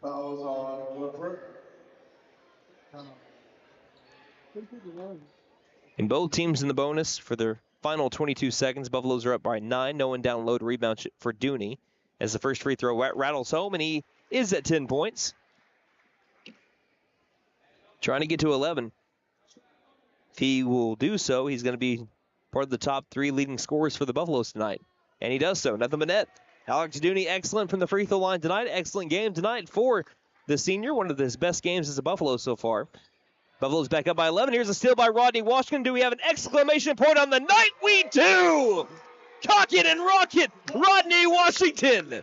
That will cap off 2024 in style. High post, Parks trying to get it back outside to Fuentes. Near corner, 3 at the buzzer, doesn't fall. And the McAlester Buffaloes win it of a final score of 66-53. Ladies and gentlemen, Buffalo fans far and wide, grab that brush and paint that win column black and gold. The Buffaloes improved to 5-2 on the season. They have won 4 in a row for the first time since the 2021-2022 season, when they beat Bishop Kelly at the buzzer and then won the Noble Tournament the very next year. Well, that's 2 weeks later. But yes, McAlester is now winners of 4 in a row, trying to hold on to their momentum when they play the Tulsa Will Rogers Ropers 2 weeks from today, and that will be a task. Will Rogers, the top team in 5A4 right now in the standings, but the McAlester Buffaloes creeping into the discussion. I know it's an early district season of a possible host. They were coming in tonight at number 3. They improved now to 3-1 on the year in district play. We'll see how 2025 fares for the black and gold, but a gritty, tough win for McAlester when they didn't play their best. 66-53 the final, and we will take a break and be back after about 3 or so minutes here on KNED. It's the most wonderful time of the year, the Nissan year-end sales event. Come dash through the snow in the all-new reimagined kicks. Or give the gift of pure adrenaline and test drive a Z. No reindeer here, it's all horsepower. Santa isn't the only one delivering presents this year. We'll even put a bow on it. And don't forget to tell him Maddie sent ya. Finn Nissan is your best deal dealer. Shop us online now at finnnissan.com. Don't freeze before the slam dunk.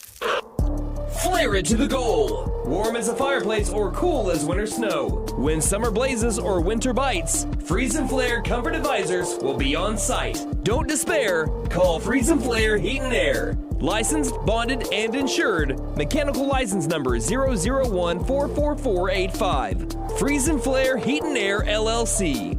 Your comfort's our game. McAlester Direct Primary Care offers 24/7 access to your provider, deeply discounted rates on labs and imaging, more time with your provider, same day or next day appointments, and even home visits for a flat monthly membership fee. We now offer hormone replacement therapy in addition to our other services. For more information, please stop by our office, McAlester Direct Primary Care at 6th and Carl Albert, or give us a call at 918-233-6522. Stipe Law Firm, your first call when the unthinkable strikes for over 80 years. We focus on wrongful death, personal injury, truck and oil field accidents, insurance bad faith, probate, end-of-life preparation, and Social Security disability claims. We are here to advocate for you in all of your legal needs. We are a full-service law firm with over a century of experience representing Oklahomans across the state, professionally and discreetly. We win our cases in courtrooms, not on social media. Call today, 918-423-0421, or go online to stipelaw.com. Running into an old friend is nice. Running into a total stranger, well, not so good. Now, you don't need help from Buck Wilson Frame and Body Shop for those greetings with friends, but if you have one of those unwanted encounters with a stranger, give Buck Wilson a call at 918-423-3161. They are expert craftsmen, specialists. They can straighten out your situation. Buck Wilson Frame and Body Shop, 103 East Oklahoma, McAlester. Again, call 918-423-3161.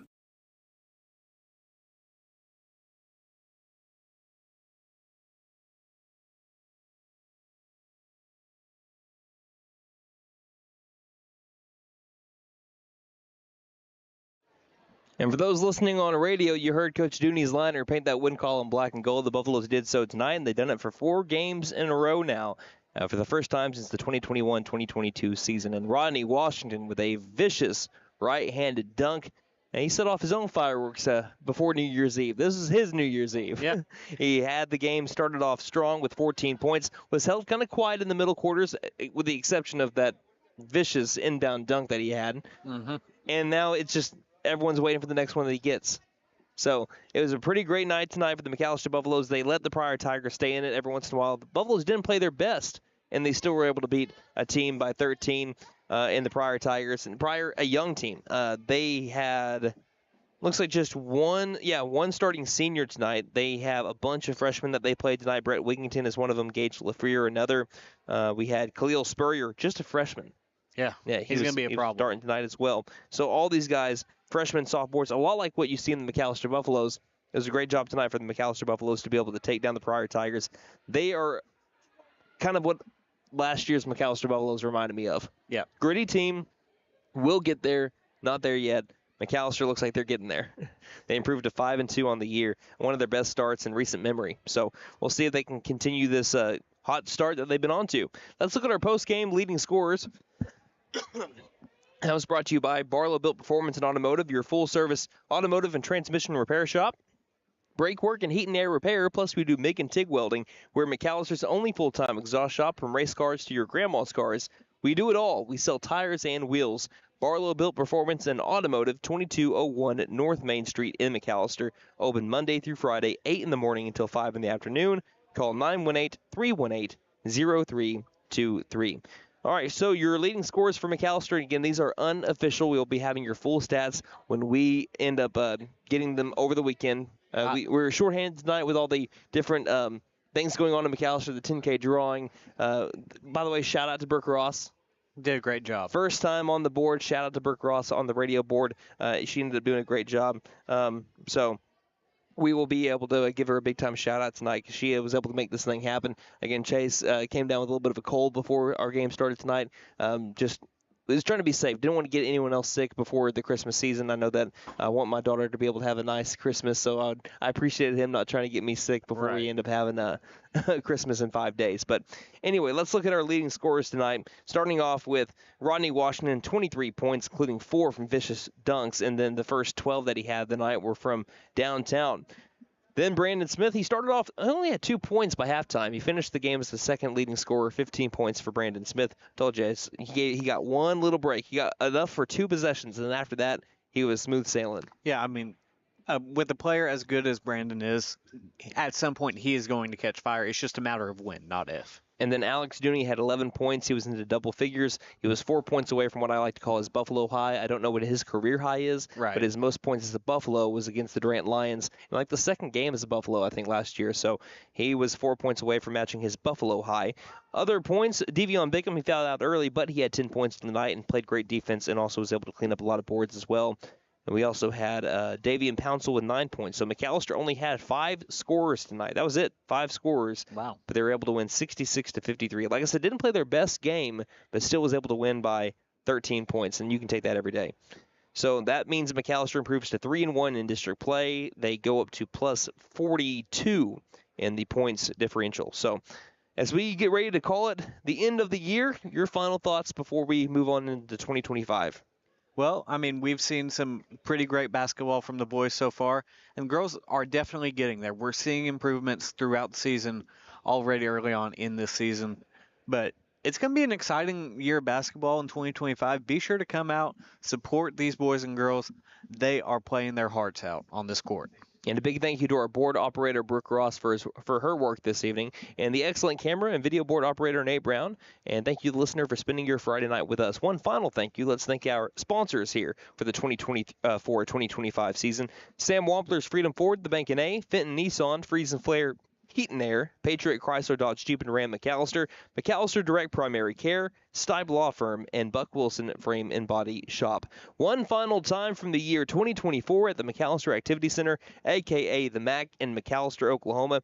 The girls fell tonight to the Pryor Lady Tigers in a final score of 50-37, but the boys avenged that loss with a win of 66-53. Until 2 weeks from tonight in the year 2025, when McAlester hits the road to T-Town for a date with the Ropers. On behalf of Nate Brown and myself, this is Brandon Green saying, Buffaloes win. And don't just have a great new year, have a Buffalo New Year, everybody. Night-night, Harper.